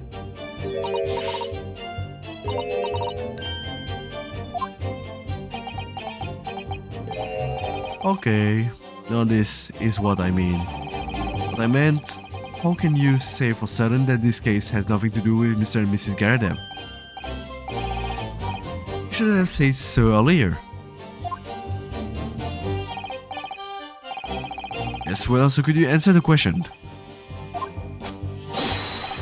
So Lisa, will answer it to its fullest of my abilities. The surprising reason why Mr. and Mrs. Garadem's domestic dispute can't be related to this case. Before I get into that, just one thing. It's very much like you and all your countrymen to understand. I very much like you and your great British institution of Scotland Yard. Hope you'll take back some tales of us Sloan Bobbies, how we uphold guiding principles. I guess you can come?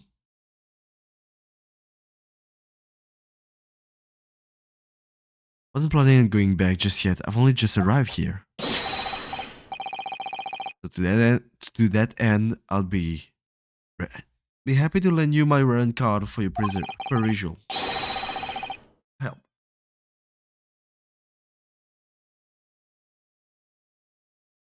Just warn you won't be able to get through it without shedding a few tears. Thank you. I'll try.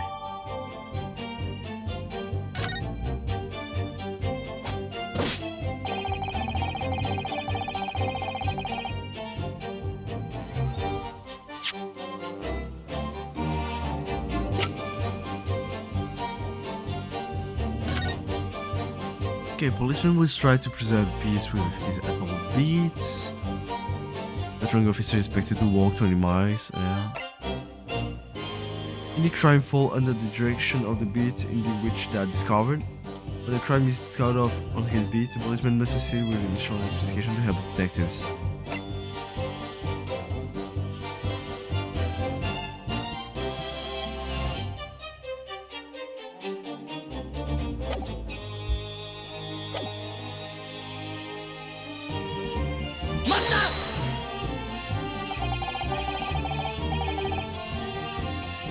Which you mean they don't open fully, is that correct?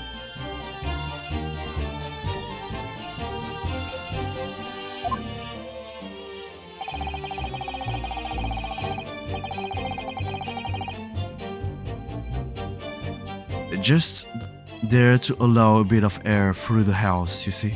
They're restricted as to how much they open.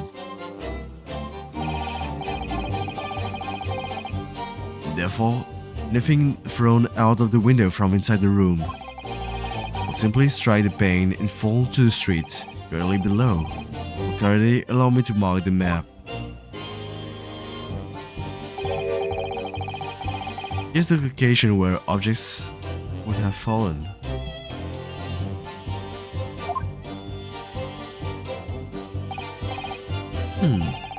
Directly opposite to the scene of the crime, on the other side of the rather wide road.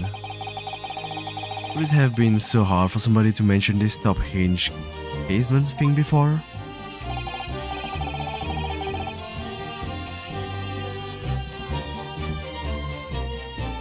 I have another question for you, Constable. What do you even know? What would you have any idea what sort of windows Mr. and Mrs. Gardeb's house is furnished with? Well, that's very simple. You see, I helped with the investigation already. Yesterday.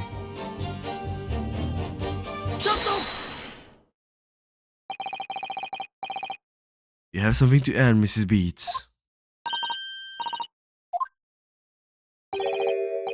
You look well delighted. There's some particular reason for that. Oh, I was just remembering. That's all. Very aware. So lucky. What do you mean? Well, of course I felt terrible for the poor woman who was attacked. Don't misunderstand me, Lee, please. But we're just so lucky when they appear on Rollex's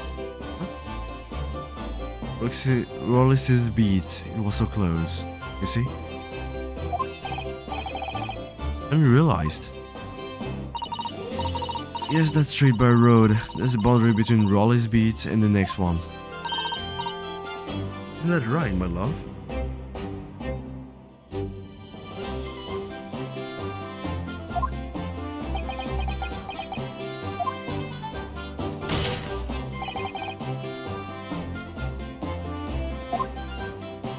Mr. Beat?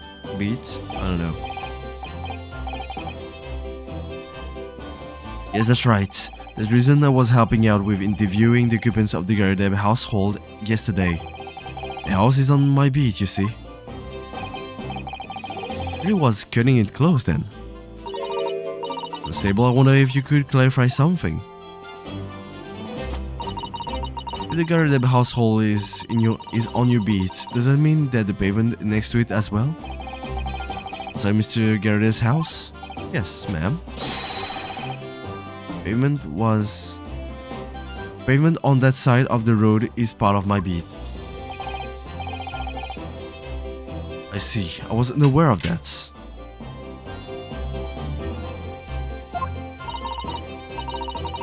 Just think if the wound had been attacked just on the other side of Briar Road. Would it never have been able to go for that meal to celebrate the wedding anniversary? That's the life of a Bobby after all. Extraordinary people, our bodies are tirelessly working for the benefit of all Londoners. You know what I think? I think it was good Lord's way of rewarding my Rolly for all his hard work. Do you think so, my darling? That must be it, pardon my love, that must be it. And perhaps we should make sure we have that information officially on record.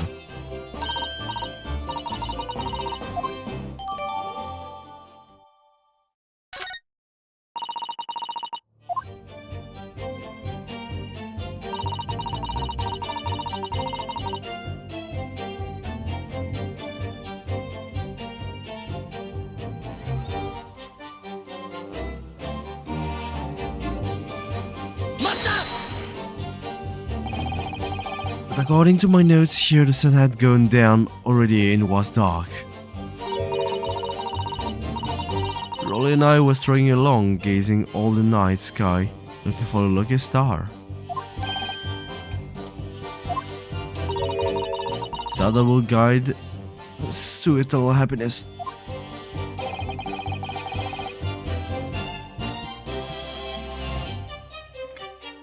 Will it guide us you to the answer of the question?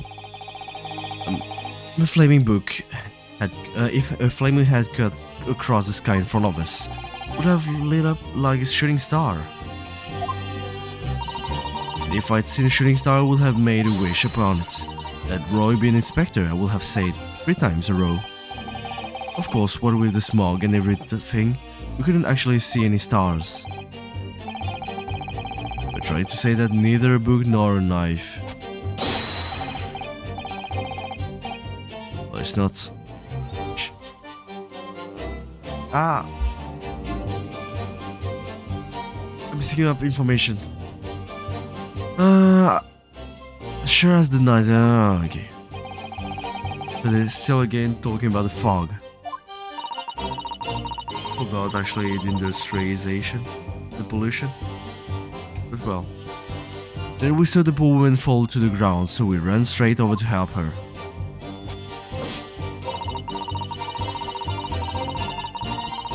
I listened to go and fetch help, but my... Okay.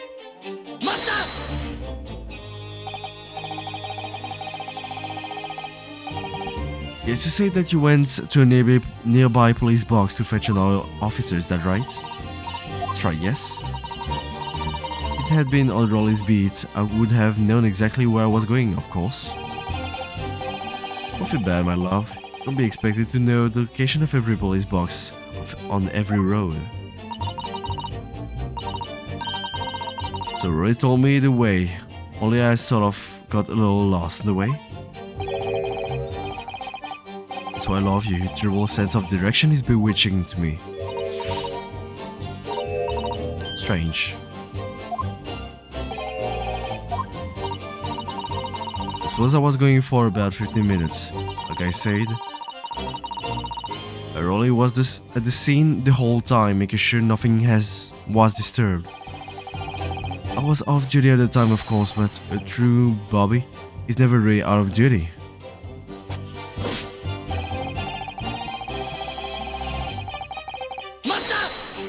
And the last one. Nothing to report, huh? That's correct, sir. With my eyes wide open, the entire time never looked away for a second. Oh yeah, no one else approached the scene and nothing was removed from it. I can swear to that on the yard's honor, sir. That seems a little strange, do you?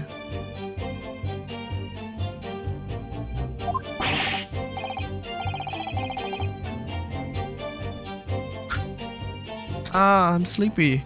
You better, sir. Strange, sir. Seems altogether regular to me.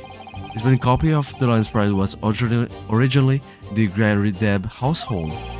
The question remains, how did it find its way into the hand of the victim? Can you shed any light on that, seeing as you were at the scene of the crime the entire time?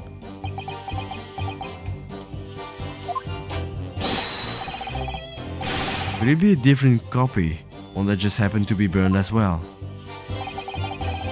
Even if that were possible, why would the victim have been gripping a book like that in her hand?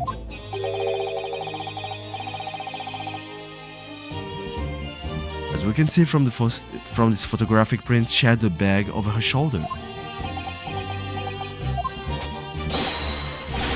Or said the book was in the lady's hand from the moment he arrived at the scene.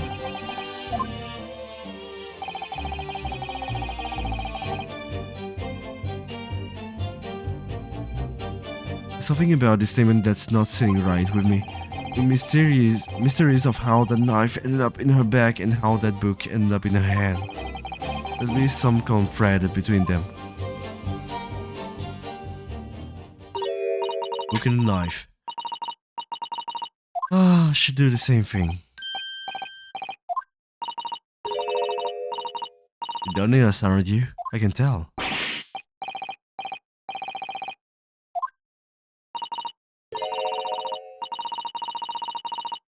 Please, just because I'm a woman, it doesn't make my testimony any less valuable. You might just see me as the wife of a policeman, but I'm a woman of my ward. I am.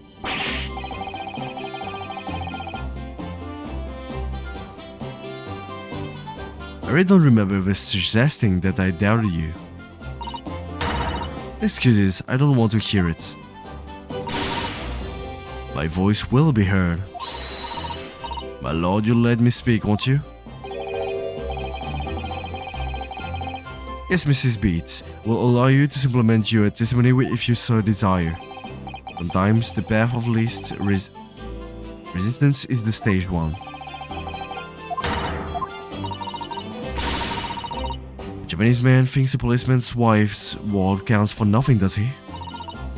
Well, watch out, sir. I'm gonna let you get away with something like that, but my Rolly won't. Billy nodded, Mrs. Beat.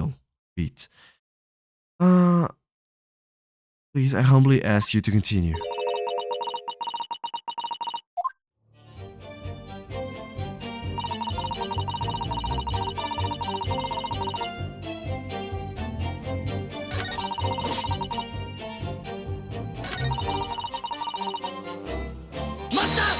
I do everything. Even though it's pretty long and I'm starting to get really tired. Mrs. B, nobody's questioning what you've told us. I saw it clearly.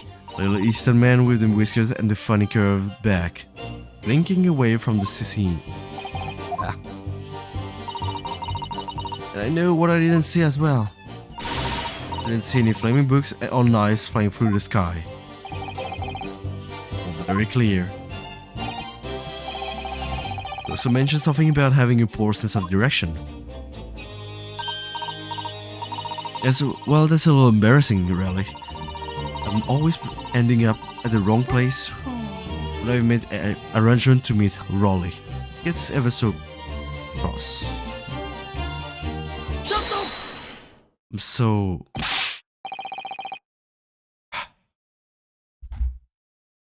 tired. Is there a problem?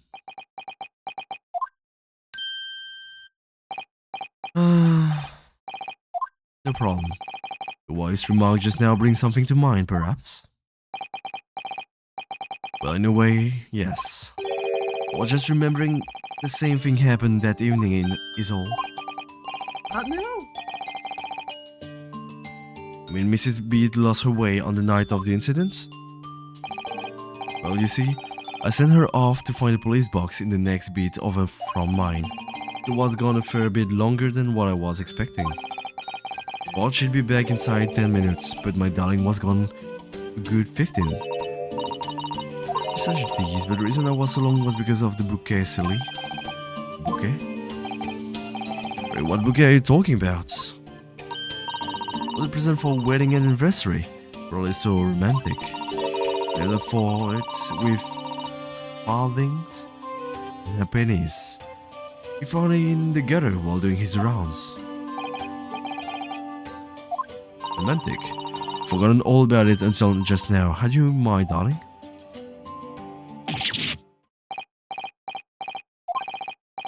That was just between us. No talking about it to anyone else, darling. You have to promise. Really? What was that all about? Constable Beat looked very obviously troubled during this exchange. I'm afraid I can't offer him any useful insight, Mr. Nahodo. I'm quite sure of one thing. I have to ask Mrs. Beat about the bouquet. This bouquet you just mentioned, I'd like you to add more details about it to your testimony, please. I'd love to.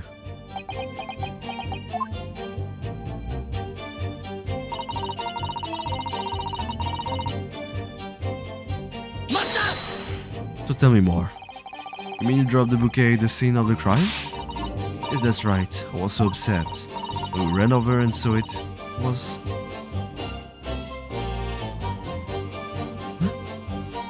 So it was a woman with a knife in her back. I was so shocked I dropped the bouquet Rolly gave me. It was in a dark spot where the street lights weren't casting in the light, so I didn't notice at first.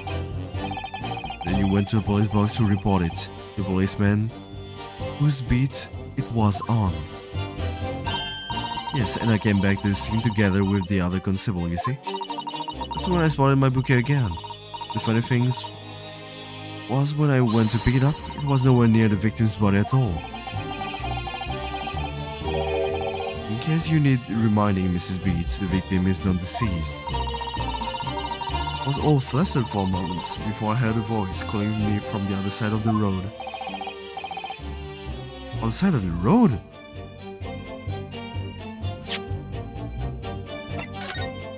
Well, if when you were called it was on the other side of the road, it means that first you were here.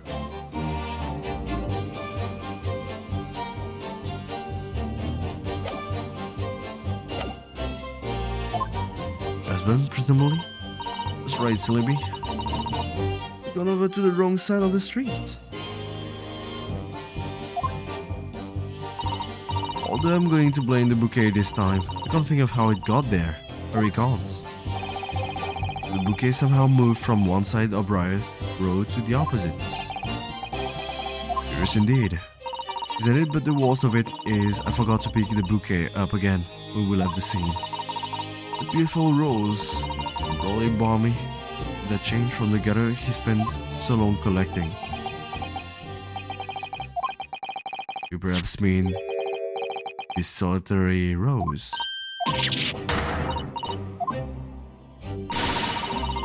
It's a bouquet for you, with all bits of change he found in the gutter. Okay, I'm back. We're not sleeping anymore. Maybe just call it a rose. Let us lol Van Zieks. Where did you come by this? Going to report by the police in charge of the Ramsey. No, there was found on the edge of the pavement in front of the Gardeb household. In front of the Gardeb's house. Well, it wasn't noticed until this morning as it lay where the street lamps cast no light. It was believed to be of no relevance. The case since it was found on the opposite side of the route fair. Thank you, sir, thank you. Could I have it back now, please? Yeah, I think for good measure, this road should be added to the court record as evidence.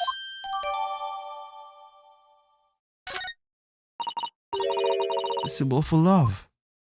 Want it back after the trial, do you hear me? Want it back.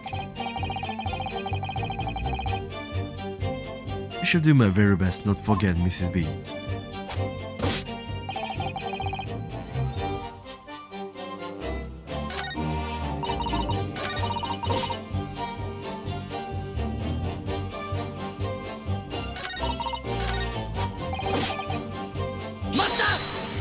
Was this a thing that was added to the testimony?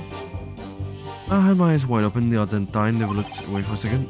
No one else approached the scene and nothing was removed from it. I swear to that on the yard's honor, sir. Right? That seems a little strange. This burned copy of the Lion's Pride was originally in the Gardeb household. The question remains, how did it find its way into the hand of the victim? Can you shed any light on that, seeing as you were at the scene of the crime the entire time? A different copy? One that just happened to be burned as well? The being why did she grip it?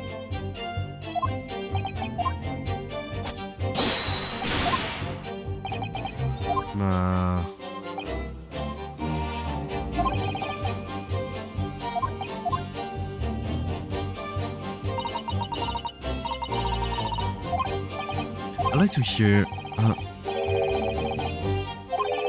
visible attacker. I'm sorry, picture of what really happened now. I'll book the hell made me sure that Mrs. Garrett was hiding something from us, but it's becoming increasingly clear that someone else has been hiding something from us as well.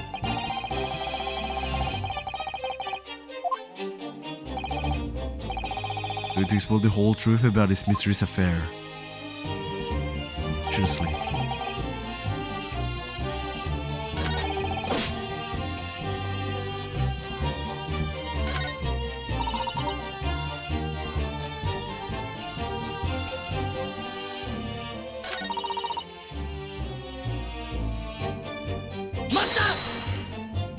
it's this one.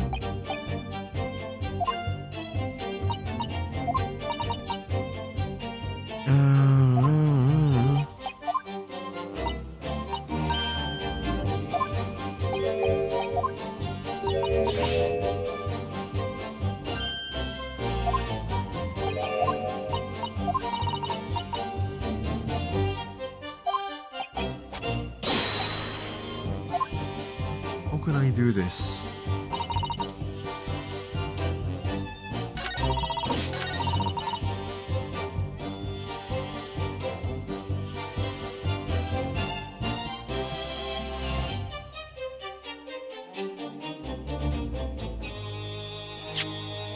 What can I do?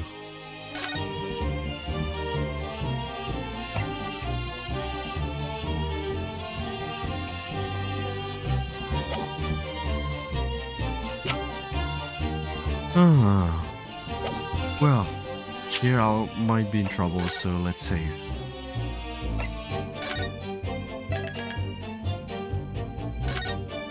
Quite late now. I need to find the answer now.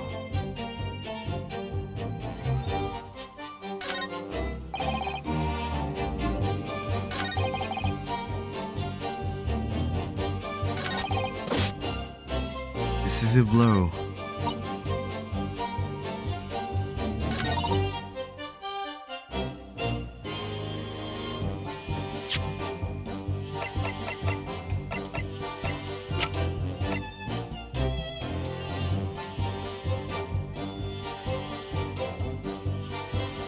I'll try it. I doubt it won't, but we never know.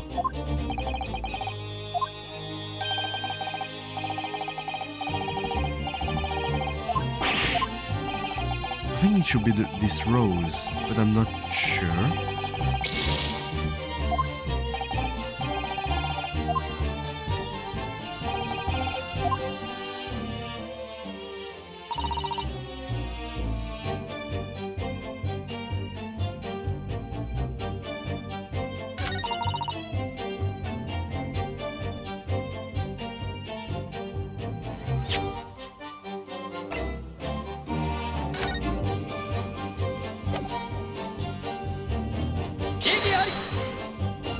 We need to try things.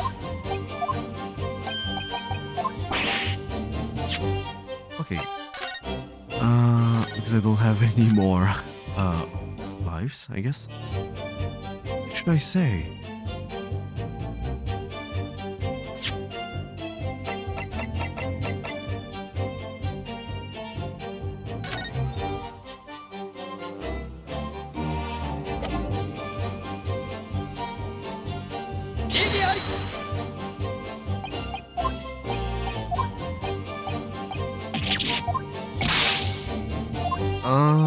Maybe I need to do something.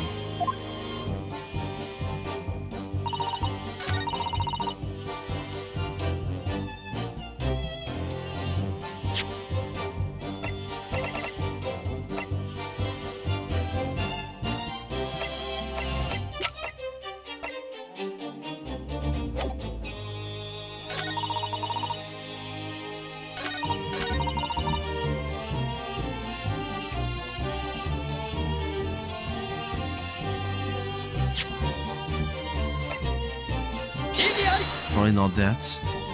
It's a bit too far-fetched to use it like this.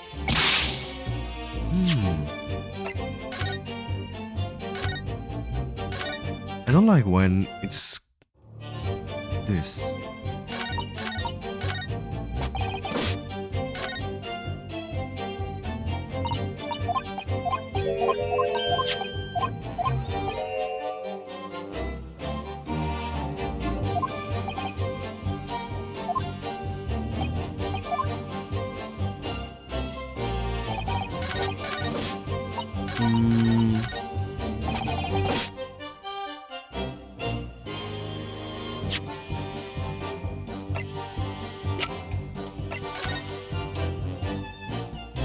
Oh, can I do anything?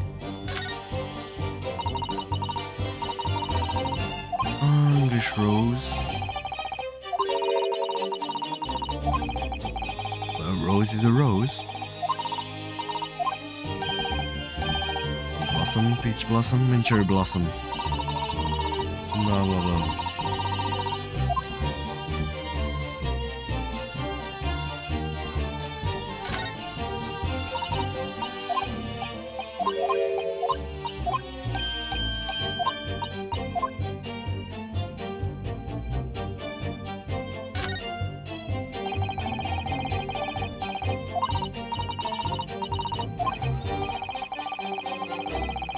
All newspaper, English paint, it looks exotic to me.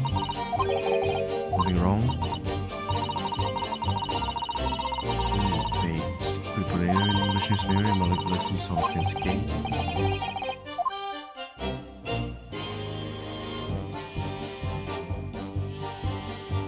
Nothing strange to report here. Nothing at all.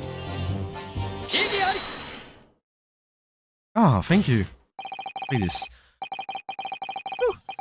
You claim Constable Beats, there was nothing to report in the 15 or so minutes you were guarding the scene.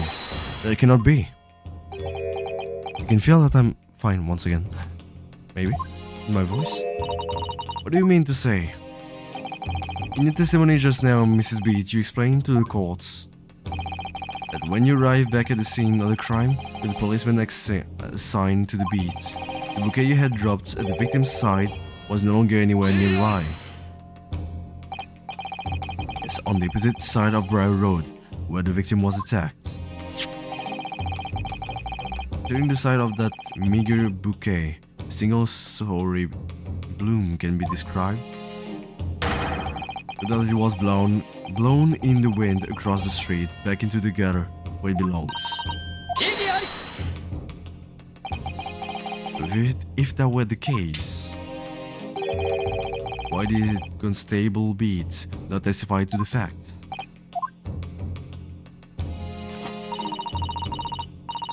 Well, no one else approached the scene and nothing was removed from it. Constable Beat swore to that on Scotland Yard's honor. The bouquet belonged to me, it has nothing to do with the case. That's why Raleigh didn't mention it, I'm sure. But because sadly, not only your bouquet we're talking about there. Only one thing in this case is mysterious, the wrong way around. We're talking about, think about it. Inside Mrs. Beat's bouquet is Mr. Garrett's book. Mr. Garrett's copy of The Lion's Pride, which was thrown out of the window by his wife, would have stuck the pane of the casement window and up here, on the west side of the street. And yet, it was actually found here, on the opposite side of the road in the victim's hand. Meanwhile, according to this testimony we've heard, Mrs. Beat's bouquet would have been dropped here, at the scene of the crime, on the east side of the street.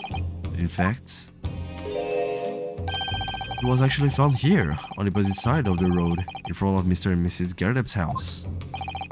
There's no logical explanation for those things, unless somebody deliberately moved them.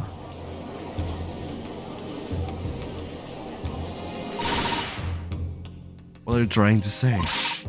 What you're talking sounds like you think my role is done something wrong. You're a lawyer. Well, actually the judge didn't allow you to talk, so... Anyway, he's nitpicking, that's what it is. That's what it is. It's back, actually. You might call it nitpicking, Mr. Garrett, Mrs. Garrett.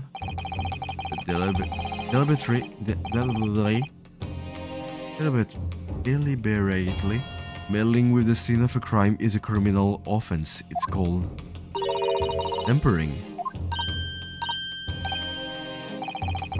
The person responsible for this tampering cannot admit to it. A very subtle but compelling reason. You barely heard the term before. Who would possibly have had cause to carry out such an elaborate deception?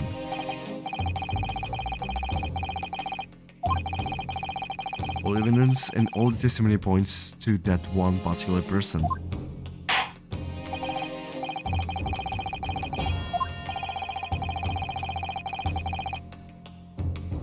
Well, I guess the only way would be Rolly, actually. Let's say, because I'm worried that I might lose some points.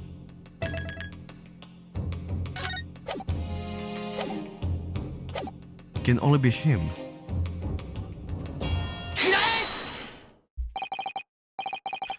Well, obviously there's only one person it could have been. Disable Rolly Beat, it was you.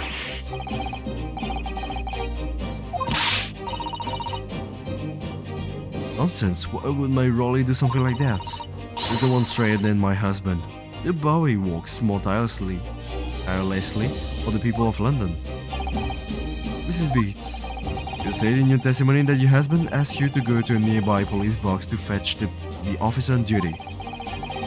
The 15 minutes that you were absent from the scene is the only opportunity anyone had to tamper with it. Nonsense, lies. All about that Japanese man with the whiskers.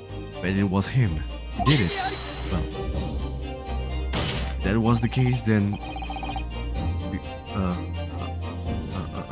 Mr. Beat should have stopped him.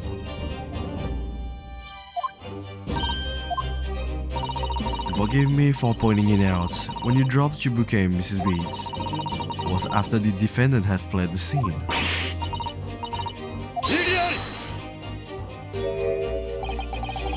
You make accusations about the landlord and his wife. Now you incriminate a policeman as well. The accusation lack one very important thing. You claim the crime scene was tampered with. There is only one reason anyone would commit such a reckless crime. Hide something.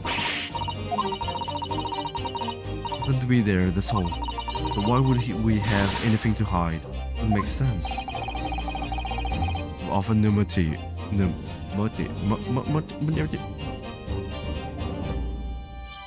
For this alleged tampering. Motive?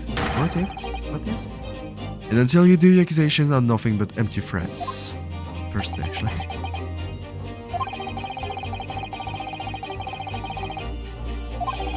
What? A good reason? That's the key to this entire affair. We managed to solve this mystery. We made the very serious accusations against a London police officer. If you're mistaken, I'm sure I need not point out that your reputation as a lawyer will be irrevocably damaged. With that stark warning in mind, you will now explain with the cold motive for this alleged tampering.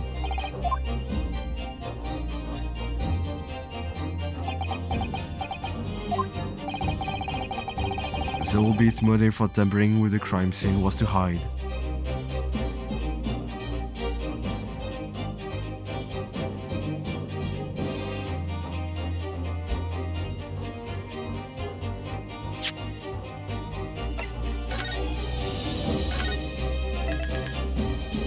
We never know.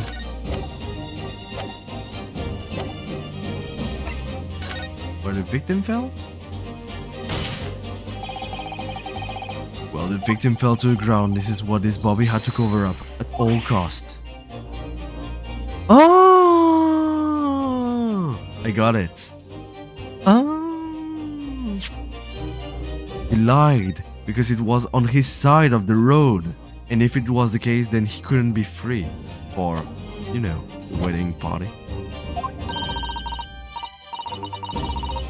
But she was attacked. What are you talking about? We told you at the very start, didn't we? The pavement of Briar Road. We saw it happen, remember? It was right here. As if anyone didn't already know. It's only what everybody has been led to believe. In fact, that isn't where the victim was stabbed at all.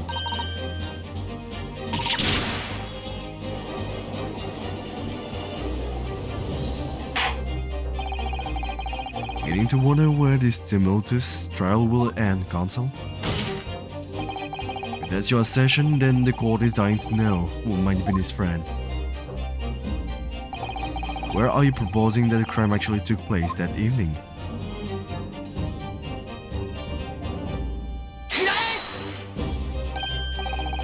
That's on the opposite side of the road. I don't understand. On the evening in question, Mr. Garde's book fell directly down from the open window above. New bouquet, Mrs. Beats, never moved at all. What did move was the scene of the crime itself.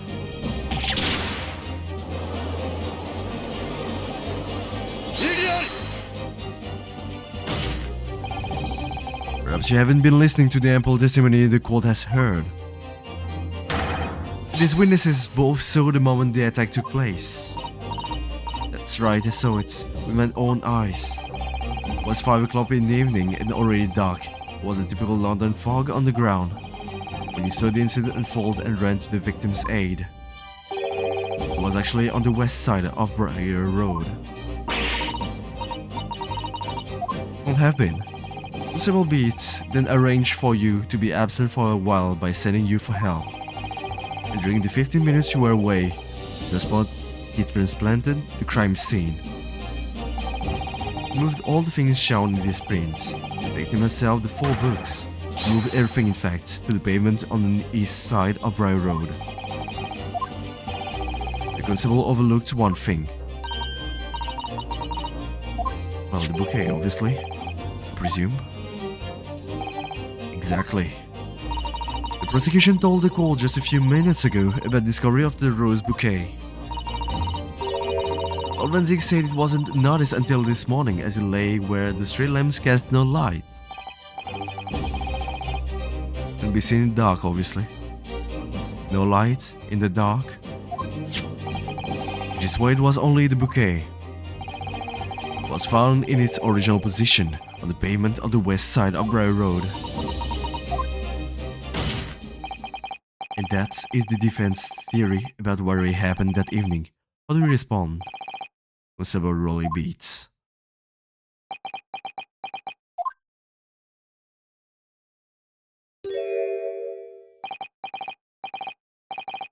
I'm very sorry. I didn't mean to nod off again, but I haven't slept properly in a month. Did I miss anything important? Isn't true, is it? What that lawyer said it all is all lies, isn't it?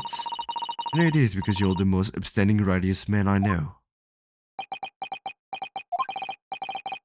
I had a dream, a terrible dream. All the things I did that night. Everything come out. Everything exposed. Well, it seems it wasn't a dream at all.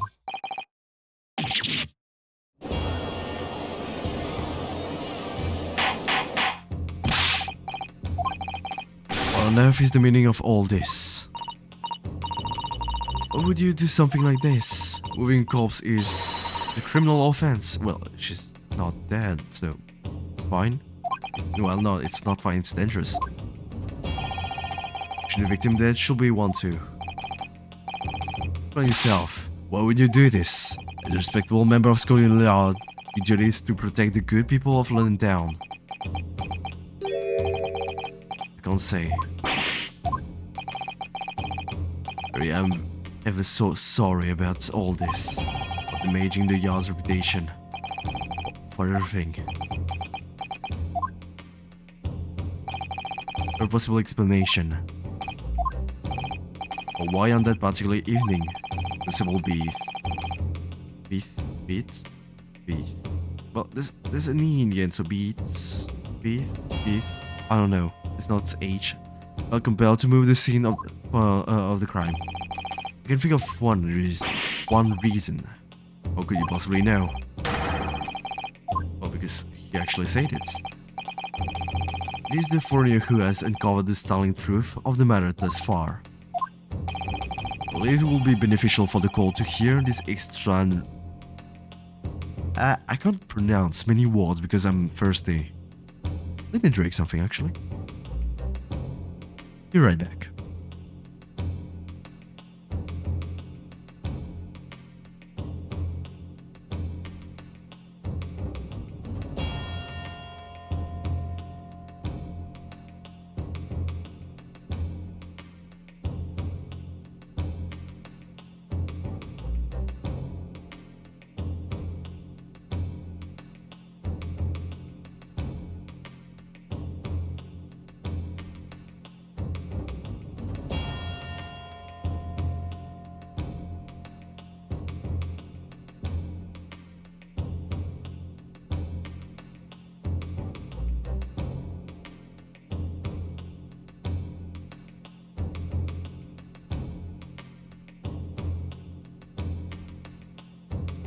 No no no no no no no no no no no no no no.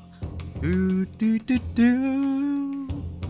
Okay. I believe it will be beneficial for the court to hear this extraordinary young lawyer's theory. Counsel for the defense, you please. Yes, my lord. Now then, I think you had better show us some evidence. At once, my lord. England, Japan. It makes no difference where you come from. Human emotions are the same. I think I have a fairly good idea of the feelings behind this man's action. But it gives away the money for Constable Beat's unthinkable actions.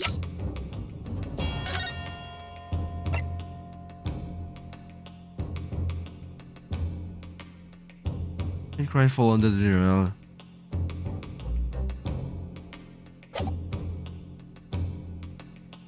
This one. This one, obviously. I realize that I'm foreigner in this land, and I have only just arrived from Japan. Hey, it's way better, right? Which is why all this information about London's so-called bobbies is completely new to me.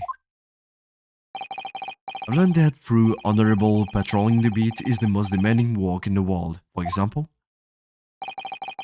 keeping the peace, looking after the citizens of this beat in all kinds of ways. There's no doubt that the young bobby is charged with a great deal to do each day, certainly. But for Constable Beat, the day in question was special.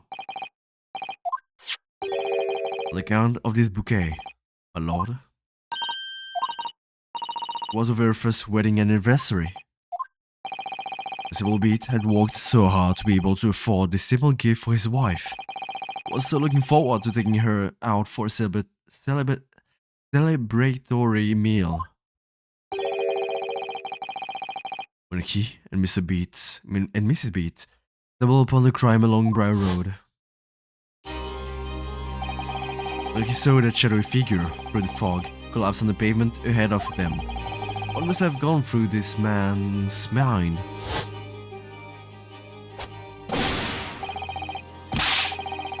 I was looking forward to celebrating my wedding anniversary. Mrs. Beats puts up with a lot being married to Bobby like me. I want to show my dear wife how much I care.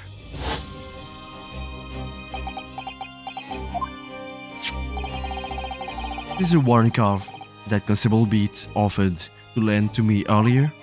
Inside among the rules for patrolling policemen it says, when a crime is discovered on his beat, the policeman must assist with initial investigations and help detectives.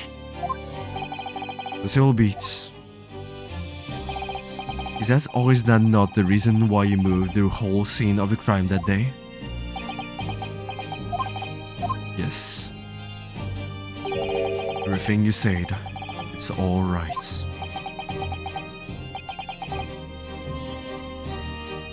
So that's it. It was all to do with the boundary of your beats.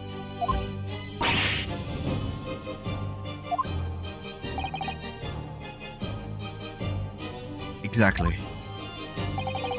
To summarize, incidents actually occur on Constable Beat's beat. You realize the gravity of what you have done. It was the first time since I became a copper that I'd ever cursed God. Stay close to me, Pat. The criminal could still be lurking somewhere. As we ran over to the scene, I had every intention of doing my duty as a police officer. We got to report this to the station as quickly as possible. Then it dawned on me. I realized where we were, where the victim was lying, and what that meant for me. The crime is discovered on his beat. The policeman must assist with initial investigations and help detectives. Why here? Why did this have to be here? And why tonight of all nights? Why?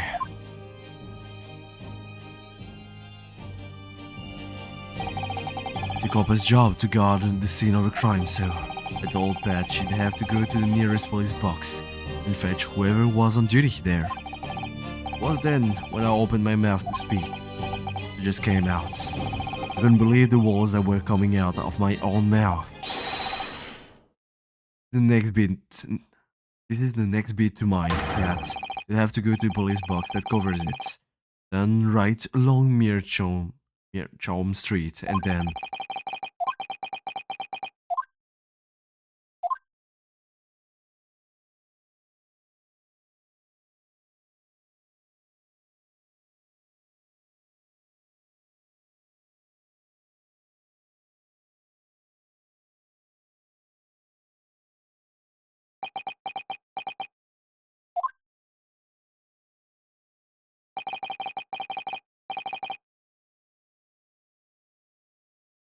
what? Sorry.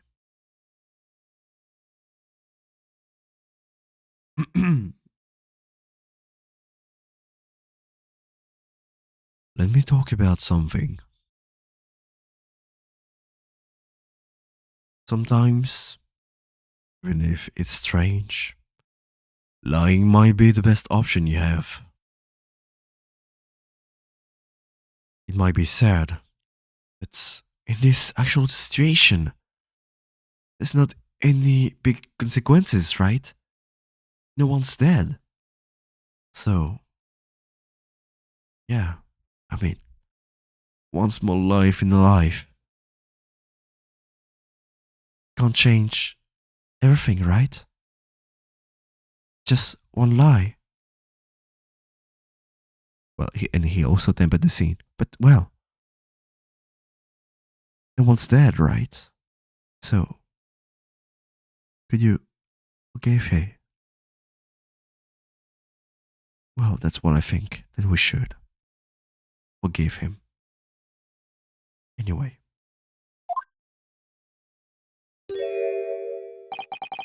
I'm sorry. I'm so sorry. Oh, Constable. I just wanted... just that one night. Take my Patricia out for dinner. Oh, Rolly. Just that one night. You knew that if the incident was on your beat, the evening of celebration would be ruined. And so you decided to move the entire crime scene outside your jurisdiction. Just across the street to the east pavement of Briar Road, which falls under the neighboring beat scare. You see, I thought, well, I was sure the victim was dead, you see. I beg your pardon. Of course he did.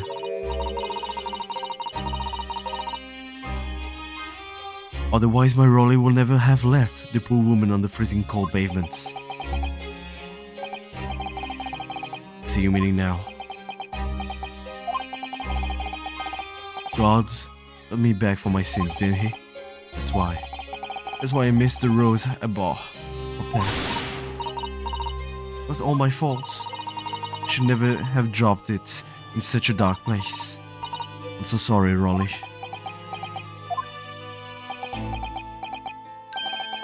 And can you tell us, Constable, how many books did you move from the one side of the road to the other in total? 4 was, yes. Definitely 4.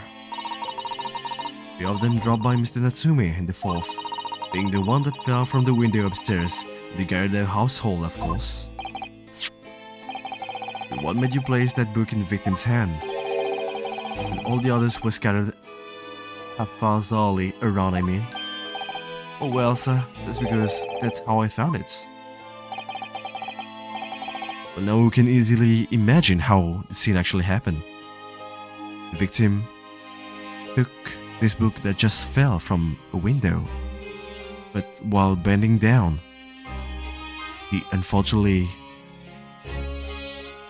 received a knife too. As simple as that. When we first ran over to the scene, the victim was already holding the book. So when I moved everything, I made sure it was still in her hand. Sure it was this book, The Lion's Pride, that the victim was holding. Oh yes, sir. No doubt about it, sir. Interesting.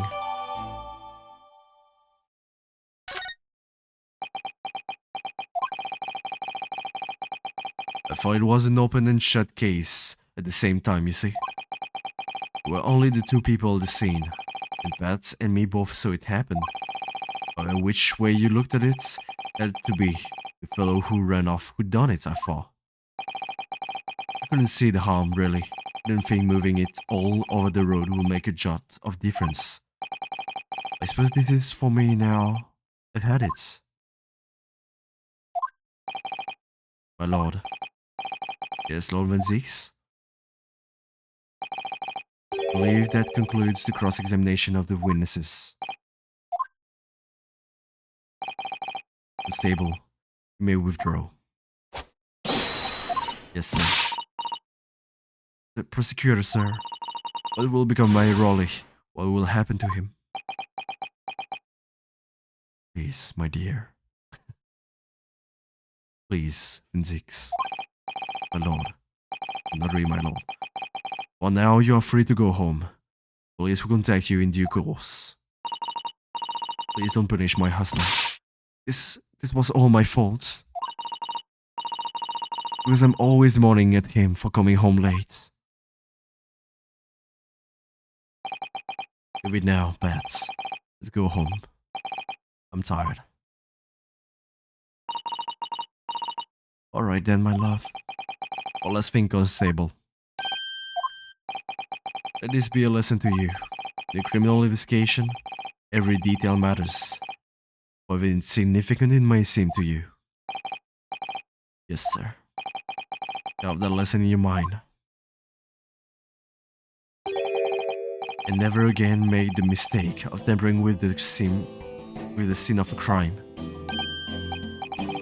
Never again, you mean to say? Leave now, the trial is not yet over. Hey! I like them, kinda. They're cute. Well, quite a start, a revelation, I must say. Whoever involved the third party translating the entire scene of a crime like that. Indeed, my lord. Nevertheless, there are some immutable facts here, principally. The accused, Mr Natsume, is the only person who could possibly have committed this crime. No, I disagree. Now that we know the true scene of the incident, is someone else. Not a person who could be responsible for the knife in the victim's back. Forgive me for being presumptuous. I believe the prosecution is probably well aware of this possibility already. Is this true? Very well. Name the person if you will, and if further investigation is warranted. Prosecution has no objection to the trial continuing.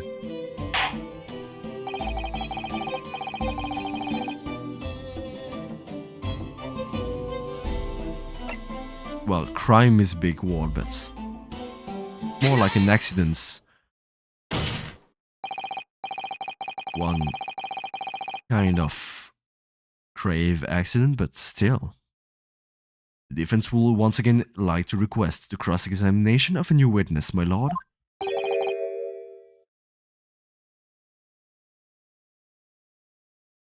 Once again? My assistant made the same request earlier, I think, in order to finally reveal the truth about this case. It's imperative that we cross-examine juror number 4, Miss Joanne Garadeb.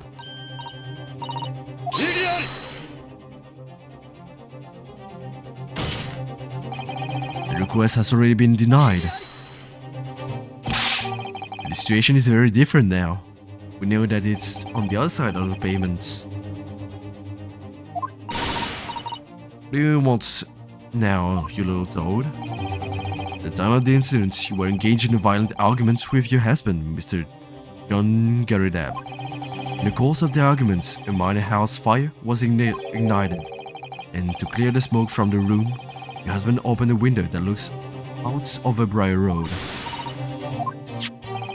You threw this book at your husband when he was cornered with his back against the window. Striking the pane of the open, top-hinged casement window, the book plummeted directly down. find its way to what we now know to be the true scene of the incidents. During the arguments, you were beside yourself with rage. As such, you threw not just books, but anything you could lay your hands on.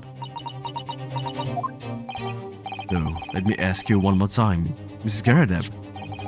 This knife, the one removed from the victim's back. Have you really never laid eyes on it before?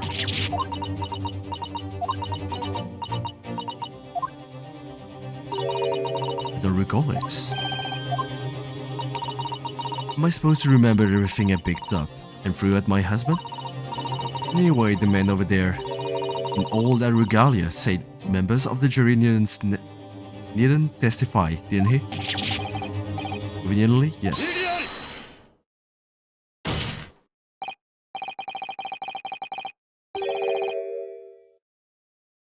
Thank you, Vinsix. I have no recollection of saying that at all during number 4. Make no mistake, you jurors are not special in any way. You're not immune to the judicial process. If you know something about this knife, madam, let the truth come out.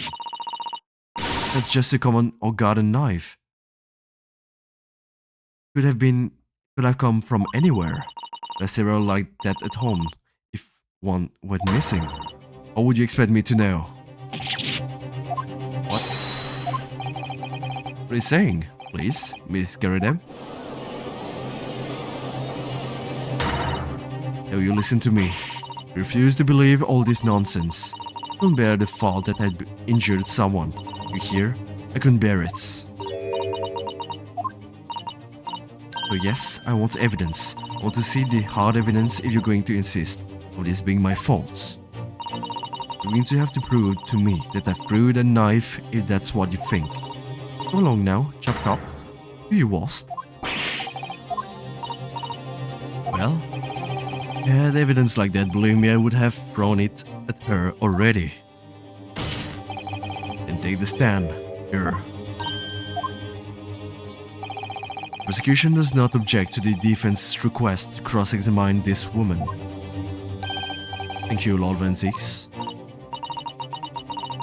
I'm going to have to testify.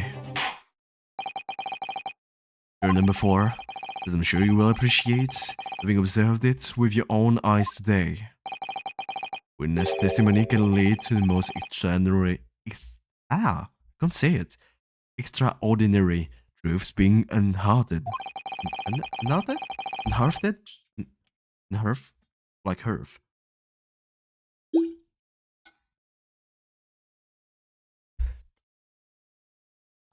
Proof of which the witness themselves may not even have been aware, actually. Oh dear me. Let the menu full and that they'll testimony Miss Garadeb. And that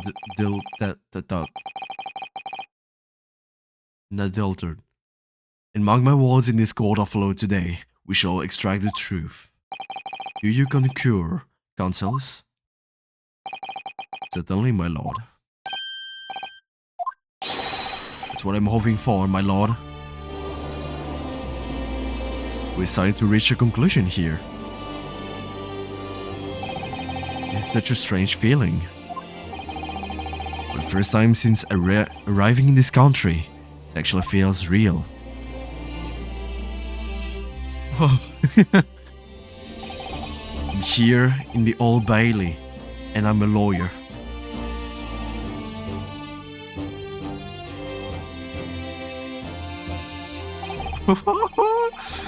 Witness, state your name and occupation. My name is Johan Garadeb, and I'm a juror and such like. Sounds like even she doesn't know if she's her housewife or a maid, or what anymore. The court has decided your testimony is required in order to clarify matters in this case. Do you understand, madam? Yes, my lord. You will tell the court everything that took place in your household on the evening in question. And I warn you, do not attempt to hide the truth. Oh, dear me. Shinobu Yohane, Nothing to worry about now. Oh, I didn't know you were here, John.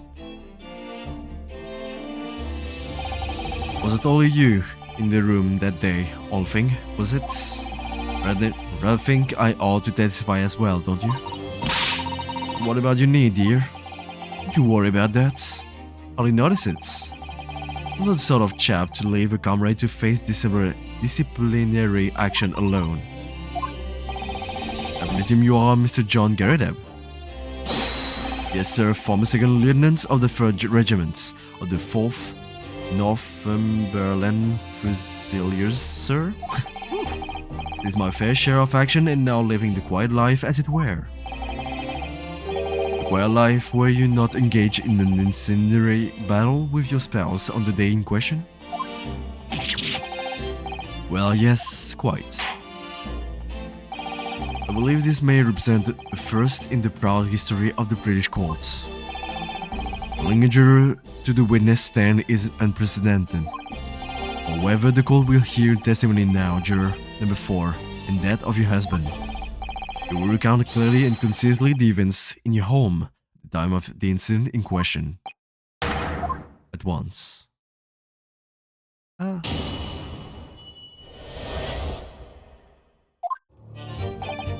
Okay, yes, on the day you're referring to. Let's see if we can call them. My wife and I did have a bit of a skirmish. Can't recall the reason now. Knocked the candlestick over and set fire to the carpets. Then hurried out though and got the window open. While I was picking up whatever I could find to throw at him. Plenty of knives around the place. Can't say I noticed if 1 or 2 went missing, I'm afraid. That bully thing in the victim's bag tray was one of ours. I have a job proving it, I think. Only 3 statements. Sounds as though it was quite a battlefield in your household that evening. Not an entirely one-sided assault, it seems. The enemy caused on the hope, sir. And no choice but to dig in and take defensive measures. To be honest, if the enemy had kept shelling us for another minute, would have been toast. Also, a veteran such as myself is only too aware that on every battlefield you're just a gnat's whisker from death at any moment. We're still talking about a marital quarrel. Well, I must say I'm dubious that this testimony will shed any light on the origin of this jackknife. The combat, once focused, narrows much such that surroundings are barely noticed. These witnesses may not be able to offer anything more than they have testified already. This may be a dead end. Maybe right, but you never know. We only have this last cross-examination to uncover the truth, Mr. Nahoda. I'm afraid so. Let's go.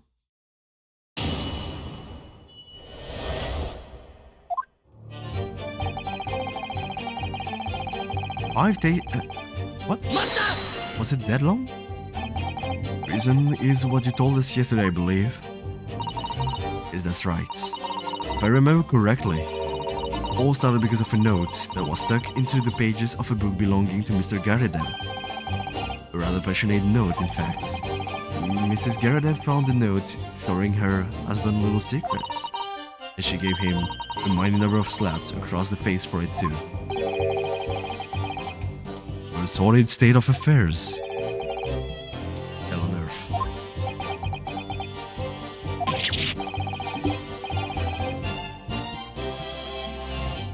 They say when a chap says he can't recall such things, it's common decency not to drag it all up.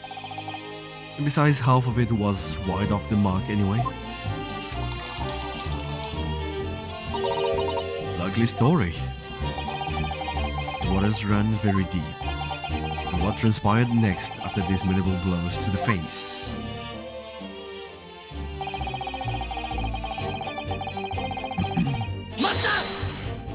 The fire now. The fire also spread to some items of furniture in it. bookcase, my armchair, anything of mine, really. It so happens there was some bath water around that evening, so I sludged that about to put it out. What precarious situation you put yourself in.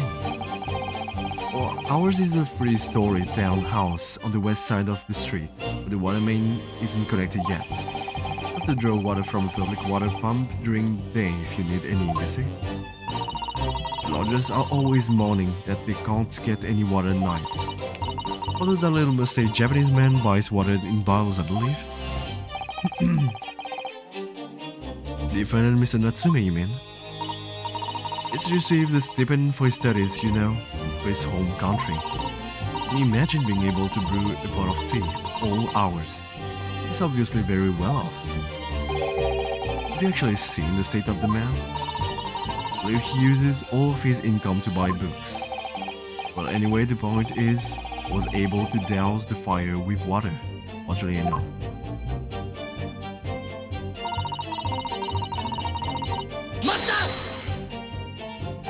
Okay, even though the room was on fire, as far as I was concerned at the time, it was more important to extinguish my anger than the flames. No one wants to throw, she must throw. It's really not true. This is to take now. Huh? What did she know I was thinking that? Please cast your mind back. Try to remember. Was a knife among the items that you threw your husband that day? In all honesty, I don't recall. I feel I must point out that I'm no man's monster. Let me see. Some bread, a cabbage, garlic, towel, and a sponge. Napkin.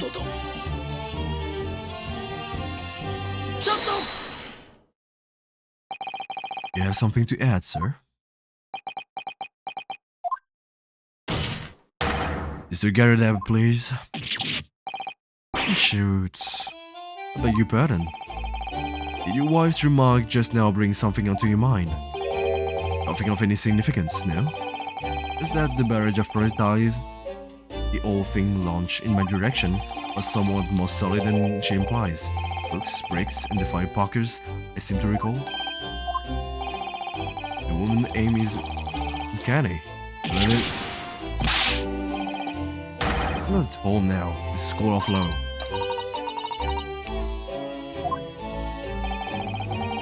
What's she even doing with a teapot in here?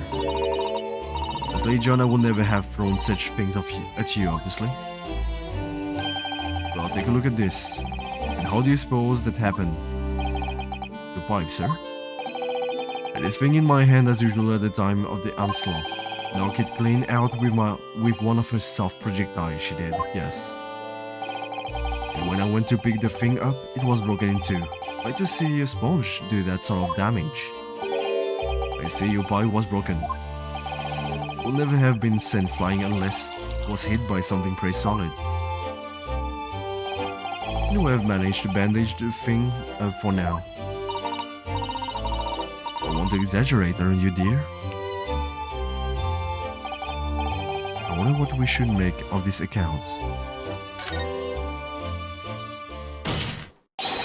Evans believes Mr. Garrett's remarks just now to be of great significance. Its war veterans' ward only tell us one thing. Stray fairy wife and pipes, as well as hearts, may be broken. You poet? Hardly worthy of adding to the formal testimony.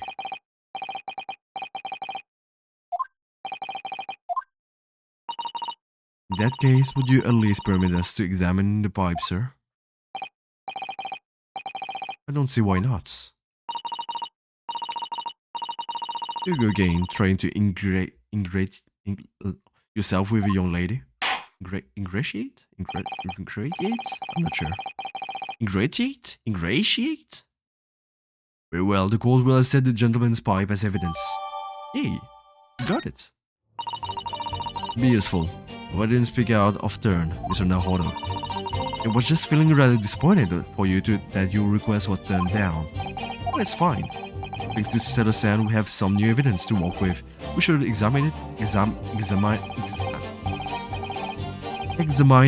carefully. Woo. What can you tell the world about the knife used to attack the victim?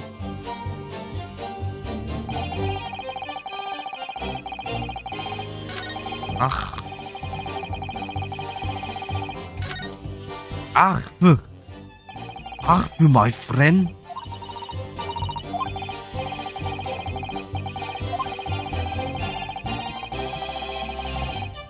That's so slow.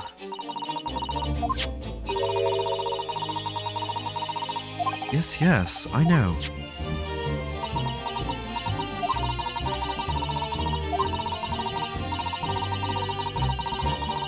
Yes, I know they're worried.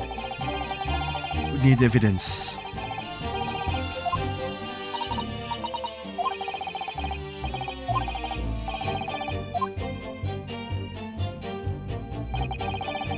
E.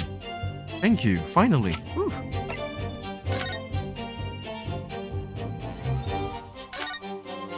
What the hell is that? Something just twinkled inside the chamber of the pipe. So it's something stuck in there, I think. With a shake. A fragment of metal. Looks like the tip of a blade or something. Blade?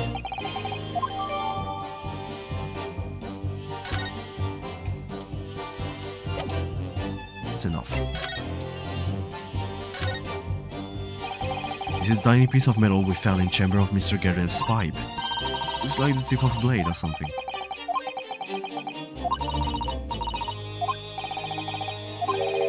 Just something tingling. I can't quite put my finger on what it is. Yes, indeed, do it again.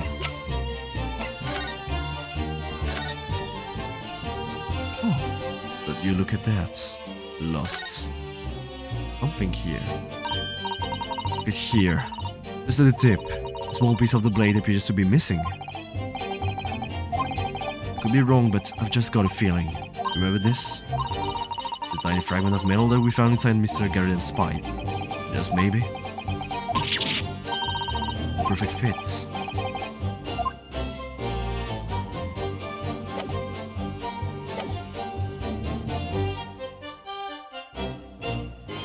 It's just here.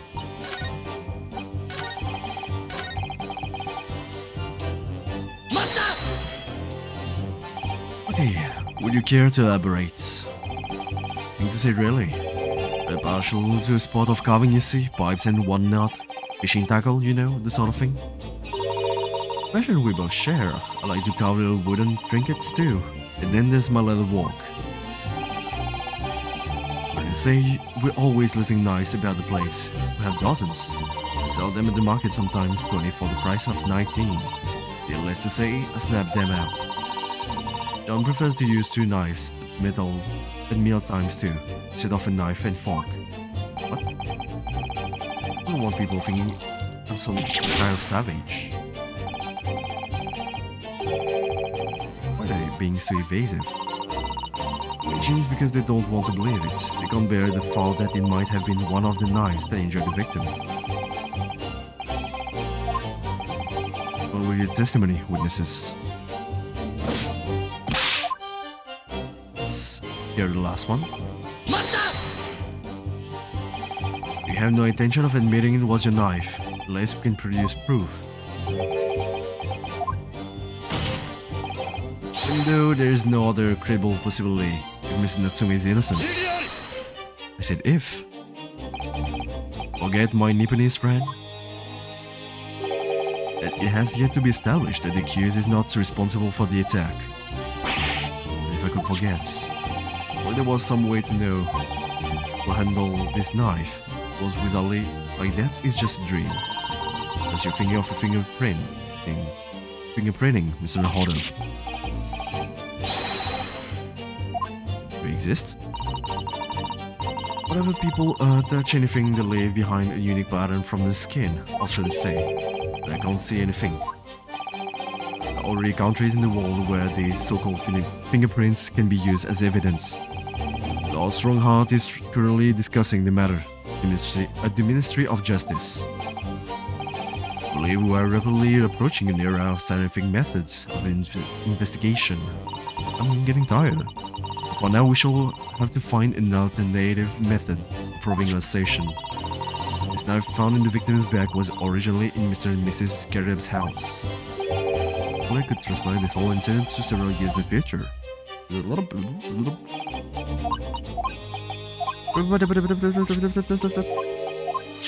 walk fast. Because now we have everything that we need. And we had everything that we needed also. Ah. Ah. Only we could skip. Sometimes that's what I ask myself. Why isn't there a little button saying skip? Missing.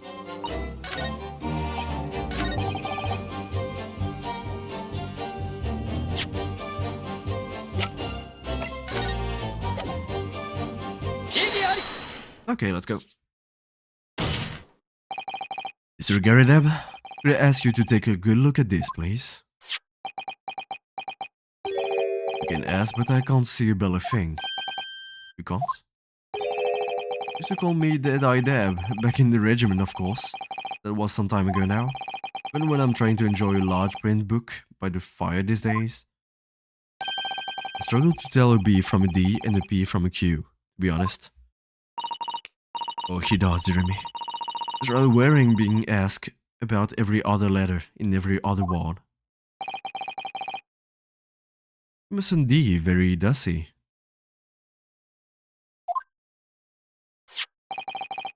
What is that? A tiny scrap of metal? Yes, almost certainly from the tip of a blade. The tip. What may appear at first to be just a tiny scrap is in fact a crucial piece of evidence. Interesting. And where did the defense come by this evidence? It was lodged in the chamber of Mr. Garde's pipe. A pipe, you say? By Jove, I wonder how they got there. What precisely does this fragment of metal signify, Consul? You're suggesting that it is in some way related to the matter of the stabbing on Briar Road. Drink. Drinking way too much water.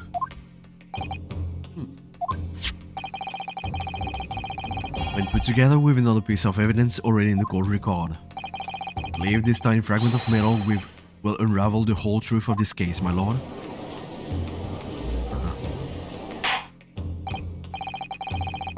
You appear rather confident in that extraordinary statement, Consul. Very well then, present the the quotes.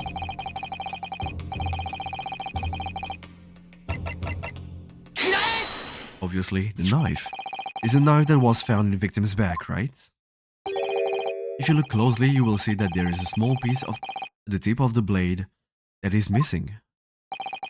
An issue with inferior blades sold at unsavory street markets. Criminals who use them regularly leave the tips lodged in their victims' bones. Well, you may find it interesting, but no doubt its tip has suffered a similar fate, now languishing somewhere near the spine of the victim. Well, no, that's not the case, actually. The tip of this particular knife's blade is the very fragment of metal we discovered in the chamber of Mr. Garrett's pipe.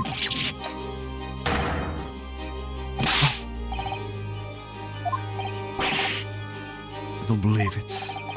The knife from the crime scene and this fragment of metal are match. Good job.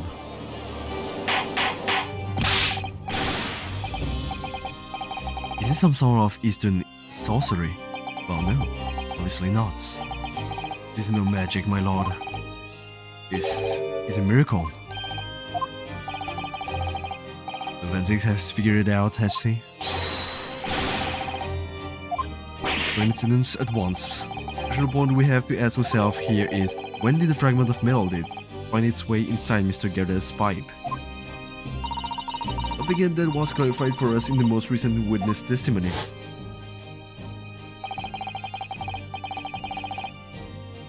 this thing in my hand as usual at the time of the onslaught.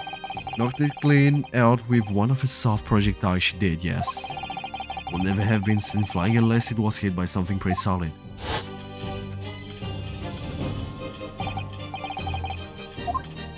Well, during the argument between these two that occurred, just as the victim was on the pavement below, Mr. Garrett flung this knife at her husband. However, the knife missed Mr. Garrett instead striking the pipe in his hand at the time, which caused the tip to break off, of course. Yes, and that is when the tiny tip of the blade found its way inside Mr. Garrett's pipe. Chances of that are 1,000,000 to 1.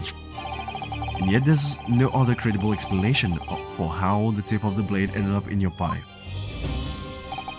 Then, after losing its tip, the knife ricocheted off the pipe and flew out of the open window. In short, this knife which fell from the window of the Garrett's house is the very same knife that struck the victim in the middle of the back, on the street below.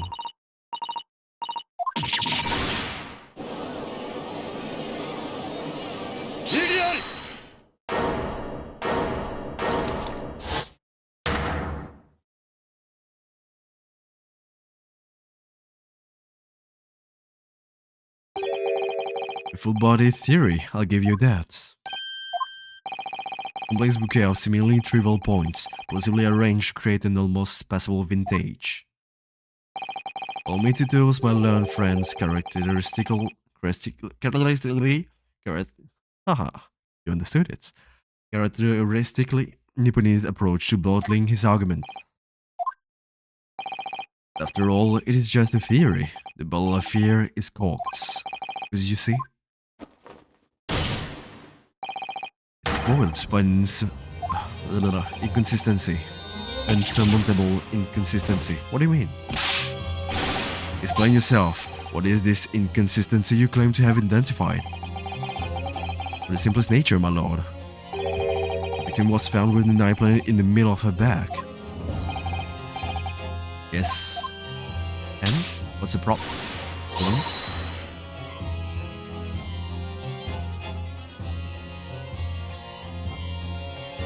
Ow! You're right? Ow, it hurts. It's really that she needs to calm down. Not gonna lie here. No. Is it Johan or Johan, actually? Whole thing, what are you getting so excited about? Let's consider the basic facts of the case once more. The victim was walking along the pavement before being stabbed in the back and falling to the ground. The knife that struck her had fallen from above. There's no possible way it could have planted itself into the victim's back. Are you sure about that? Because we actually have an evidence. Quite right, you see, that's exactly right. If the knife had fallen on her from above, it would have...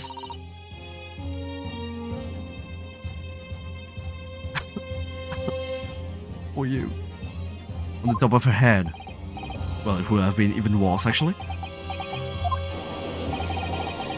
He lost for words, look. I never liked his theory in the first place. I don't know, though, whether it did happen.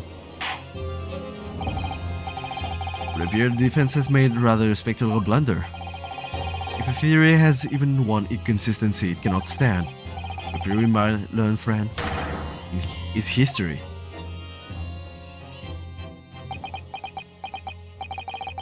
We're so close. Come on! You have it! I was so sure we're on the right track, but now the way has been blocked completely. Not completely. One simple inconsistency on the walls. Simply need to eliminate that one inconsistency, and the theory will stand. Listen, worry, Mr. Naruto. You were just caught off guard, that's all. And your mind went blank. But if the path you were on is indeed correct, the way will present itself. The key to this is in the call record, I'm sure. All the information you need is there. It seems you have nothing to say, my Nipponese friend. Well, your silence speaks volumes. tacit acceptance that your theories finally flowed.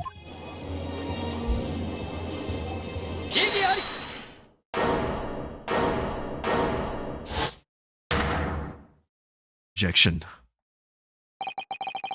This inconsistency doesn't mean I was on the wrong path. It means that I need to sharpen my mind and dig deeper for the truth. It's a test.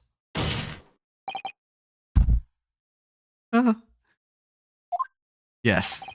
If the knife fell on the victim from above, there's no way that it could have hit her in the middle of her back. Under normal circumstances, that is. What are you implying?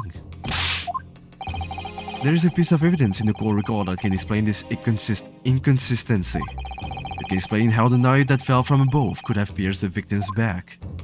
We already have the answer. Utter madness. But we should have it. Surely this must be the last time. Counsel, present the evidence of which you speak.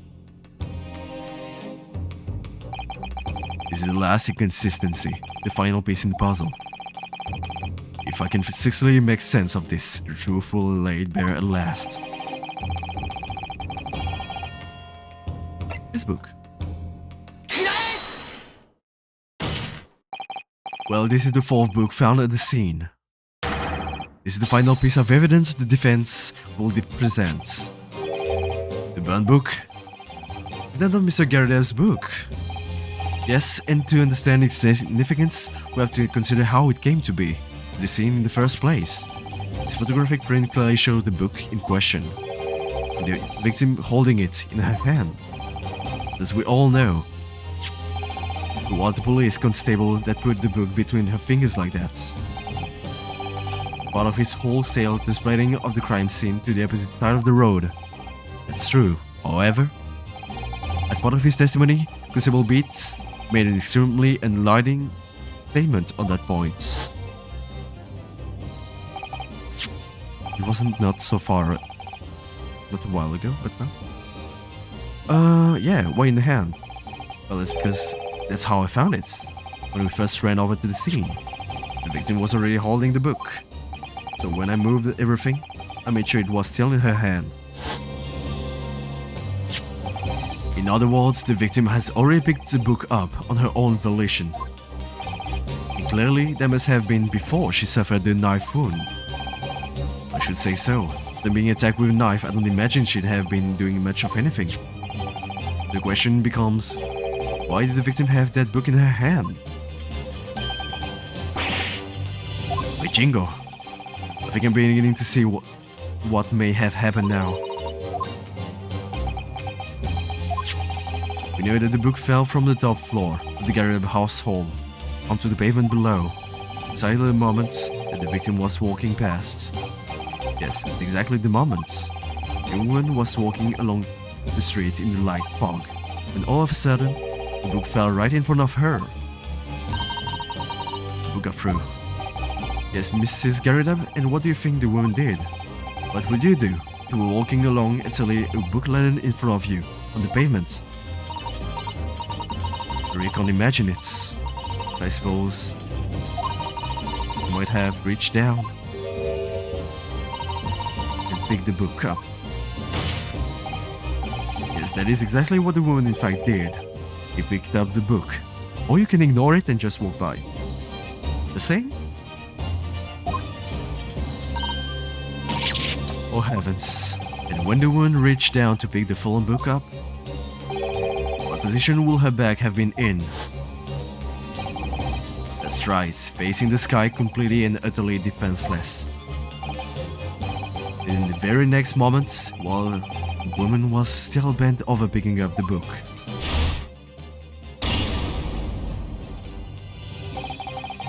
the object fell from the room above, the jackknife straight into the middle of her back. At the same time, walking by chance directly behind Mrs. Green was defendant Mr. Natsume. It appeared to Mr. Natsume that the woman simply collapsed on the floor, in the dark and the fog, but he didn't see the knife falling on her from above. The And from the other direction too. Constable and his wife saw no one but the victim and her apparent attacker. There never was a real culprit to run from the scene in the first place. No, this was nothing more than a series of unlikely events that culminated in unfortunate accidents. And that is the real truth behind this case.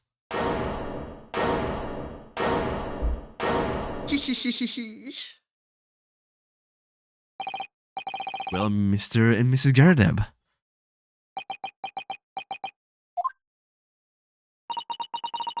The very first time you showed me that knife, I had my suspicions.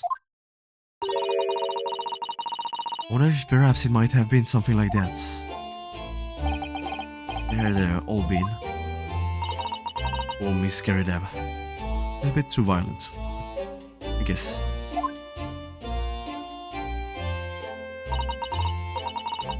With her pudding cheeks.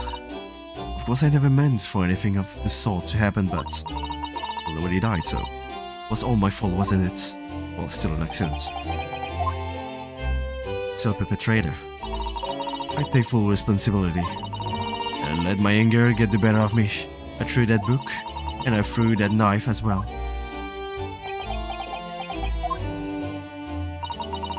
John dear. It's alright, I know.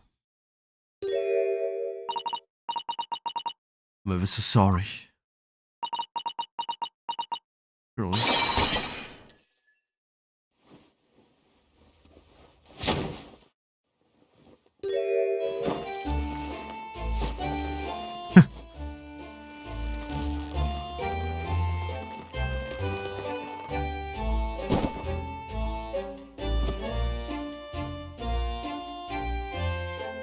And that what concludes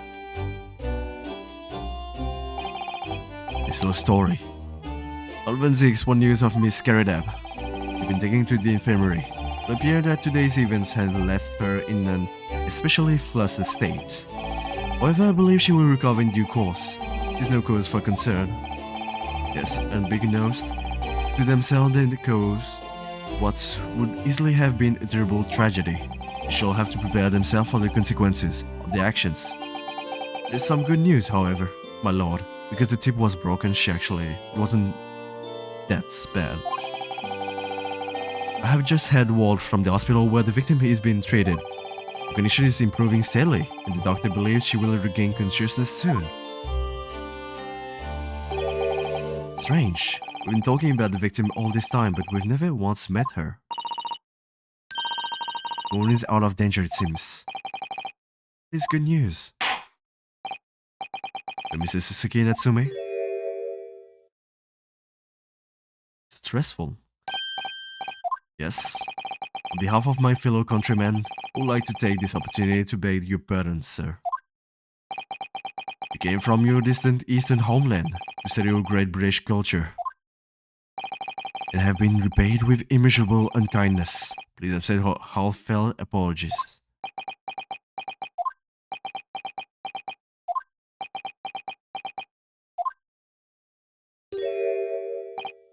No, it is me who should be begging your pardon.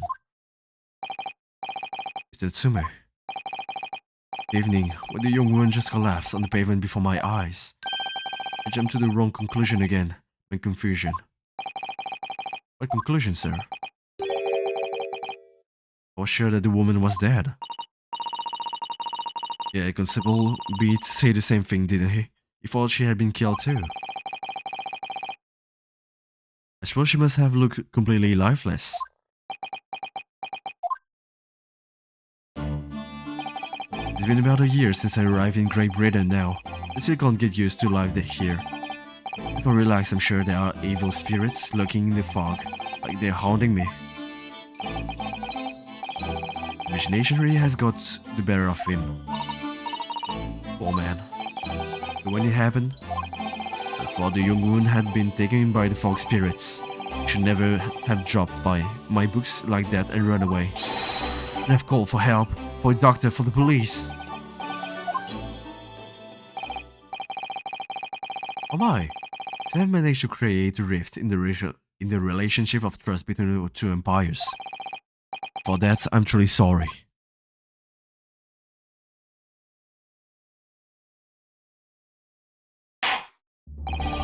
One could need to say that some sort of mischievous spirit has been at work here, I think.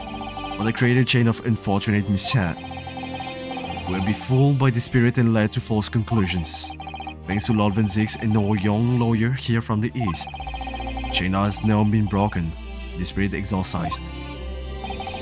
I heartily commend you both. Now then, ladies and gentlemen of jury. Yes, my lord. In concluding this trial, I must ask one last time for your decisions regarding defendant's culpability. Are you ready to present your findings to the courts? The foreman of this jury, I can assure you we've reached a fair and just conclusion. I do declare the truth can be extremely cruel at times. But I didn't suspect the woman next to me, that's for sure. Being in for the old bean while she's out of action, you know. I know what her decision will be. Does this mean I'll finally be able to get off here and start work? Well, it's about time. I say I'll have a corker of a story to tell the grandchildren when I get home, won't I? Very well, ladies and gentlemen of the jury, I hereby demand your final decisions. Mr. Foreman. Innocent, if you want.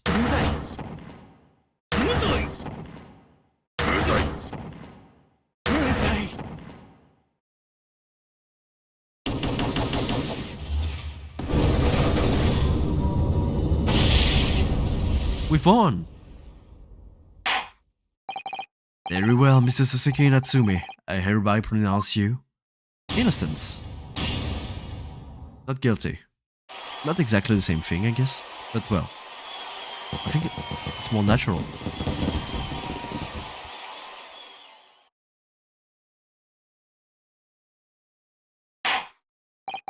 And finally, Mr. Natsume. Yes, Lord Sir. You are now a free man once more. It is my hope that you will continue to further your education in British culture, and may you never again be brought before me. Oh yes, sir, of course. On my life, I swear I'll never set foot in a courtroom again. I'm just what... Ugh. Put it to tears. Thank you, consuls. Court is adjourned.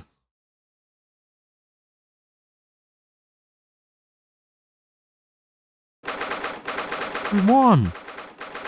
Yay! And this time, we won fairly. No need to cheat, no need to fake. Oh, Lockham. Wait, you mean me? Of course. Is there another Lockham here? Is there even one? Compared to the original Lockham student, Mr. Nahada Esquire, your name has become rather short, hasn't it? What's wrong with using my actual name?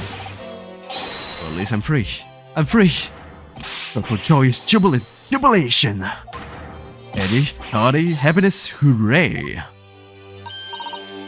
I'm pleased Mr. Natsume is delighted. It'd be so hard just to say that then.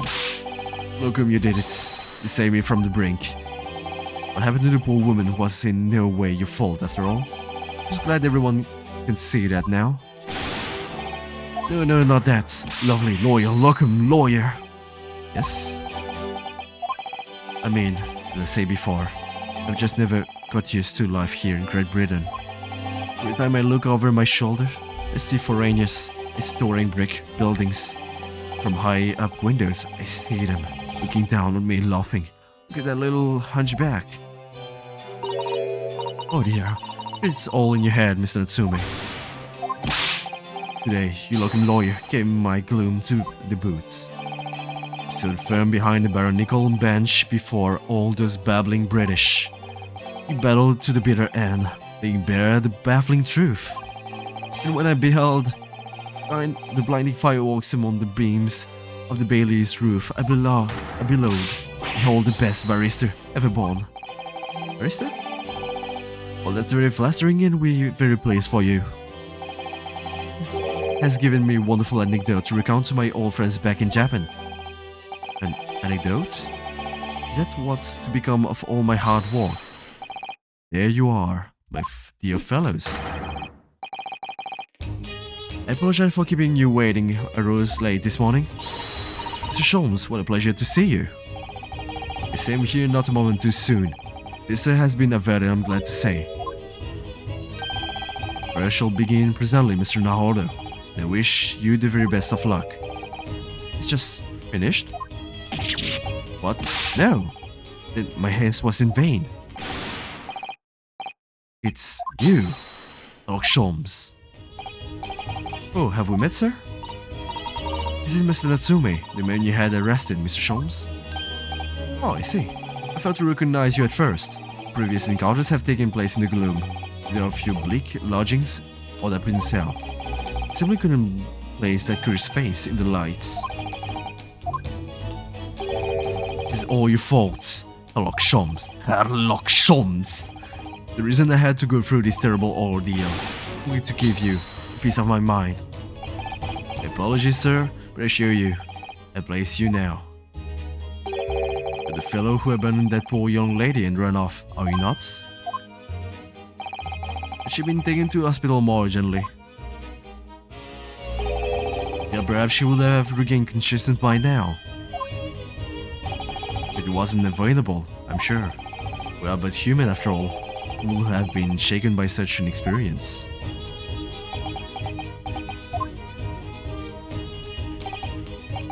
I do feel very badly about how I behaved. Well, never mind now then. What was it that you wanted to say to me, sir? Nothing. Priceless. Oh, I'm so sorry. Really, but... it was quite priceless. On the bright side, you've had an extremely entertaining experience without paying a penny. It would seem you were not even found guilty. There is no bright side. What do you mean, Mr. Natsume? Even after this, I'm still cursed by the spirits. And now by the Reaper. Ah, you mean that. Unforgotten, you know, like saying the Reaper means. If found not guilty, you're still doomed. We'll be alright, Mr. Natsume. The Reaper appears trying to make trouble. We'll protect you. Why me? We perfectly executed Sarutek down. Just I like being turned on my head. A bit of warning might be nice next time, Mr. Sato.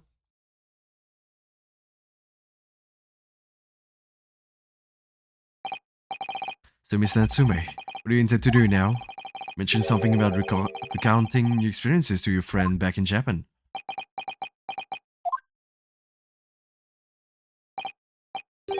Yes, I intend to return to my homeland soon.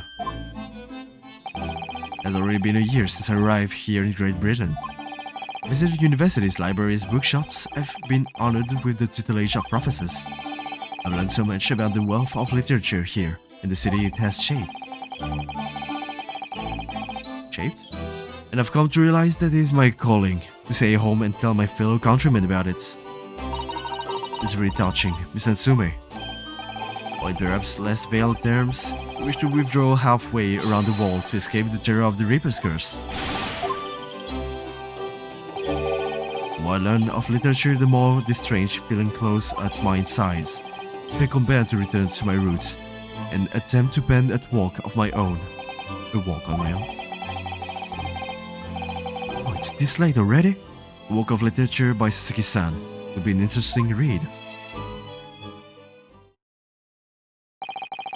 What about Miss Sato and yourself, Mr. Naruto? What about us? We return to Japan alongside your mistaked compatriots. Or would we? A week has not yet passed since we arrived in London. And only now does it feel as though we have finally found our feet. You are accommodated in the hotel at present, are you not? That's right, but we need to find lodgings before it bankrupts us. Calculated, we can only afford another 10 nights before entire budget is exhausted. I can take my lodgings. Oh, windowless room? Well, it likes his window. It more than makes up with floors, a ceiling, and walls. Great. But of course, I'll be happy to leave behind the cursed evil spirits. Yes, tries to suffocate you while you sleep. An infallible wake-up call. We'll think about it, if that's alright. As I can offer more welcome alternative.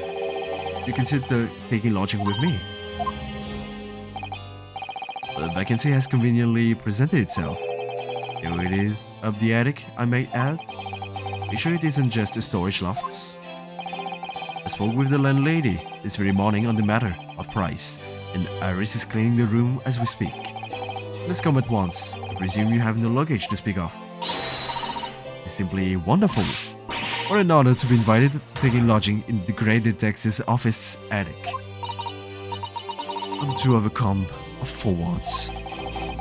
So suggesting we look elsewhere is out then. Then it's settled. Iris will prepare a welcome dinner this evening. And you must come too, Mr. Natsume. I insist. I don't know what to say, but thank you, and yes. Wonderful. Now I'll go and complete the paperwork for your formal release. Mr. Natsume, it's only long. But he's happy. Welcome. I knew that you wouldn't let me down. I'm truly delighted to have met you here in London. Likewise, Mr. Natsume. It's been a privilege meeting you too. It's a shame that we're going to have to say goodbye so soon. But I've come to realize that I belong in Japan. Welcome. We'll meet again one day. Yes, I'm sure. And hopefully by then I'll be successful lawyer. Hopefully by then I'll be successful author. Well, my dear fellow, the carriage appears to have arrived.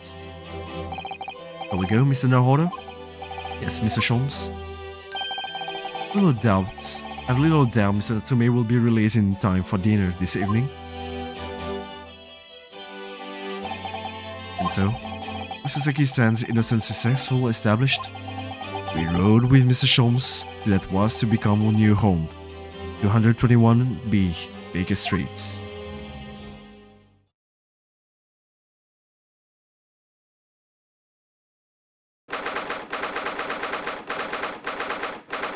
Same day. It's not bad, I guess. So this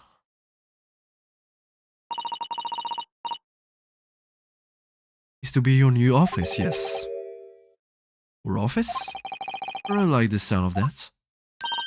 Me too. It's simply wonderful, isn't it? Oh, you can say this, Kazuma. It's only a small step. I'd like to think we're getting a little closer to a dream now. My dear fellows, do you like the place? Oh! Looks so good like that. Yes, thank you so much. It's a delightful room, Mr. Sholmes. I simply adore it. I'm pleased to hear it. Iris and I are delighted to welcome you. I hope everyone's hungry. It's nearly time for dinner. We'll eat as soon as Mr. Natsume has arrived. We have a lot to celebrate. You must let me help you. Alright then, Susie. You can be in charge of the salad. Splendid. And then, plot twist. Unfortunately, Mr. Natsume never came. Do. We'll see. Mr. Naruhodo, how does it feel? You have your own office in the capital. Very exciting, actually. I can't help wondering what adventures awaits us. Those were precisely my sentiments when I first established my office at this premises. Which I discovered the dark truth about the city of London, that is. London is a glorious place full of wonder, opportunity, prosperity, and mirth. The brightest of lights casts the darkest of shadows. What do you mean? I believe you're well aware of the murkiness that lies behind London's facade already. So once again, Mr. Naruhodo.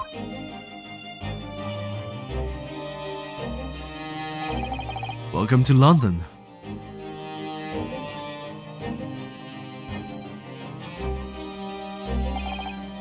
course, at the time, I had no idea of the significance of those words Mr. Sholmes so casually spoke.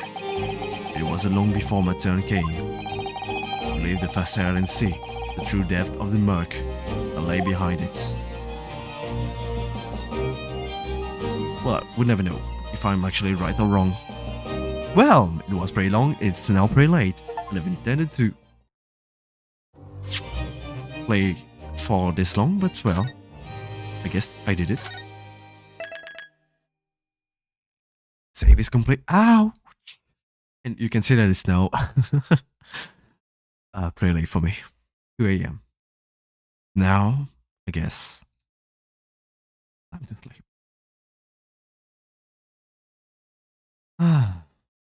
Well,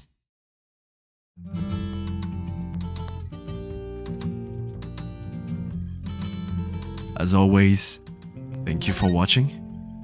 Oh, let me get the sound of this. Let me just remove it actually. I'll save so it's alright now.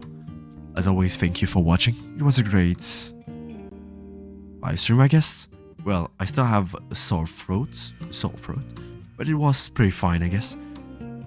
As always, thanks for watching. I hope you had a great time because I had somewhat. And yeah, as always, take care. Take care of yourself, but also of your family and people close to you. And yeah, we'll see each other later. Maybe Sunday, maybe Saturday, who knows? Anyway, see you later.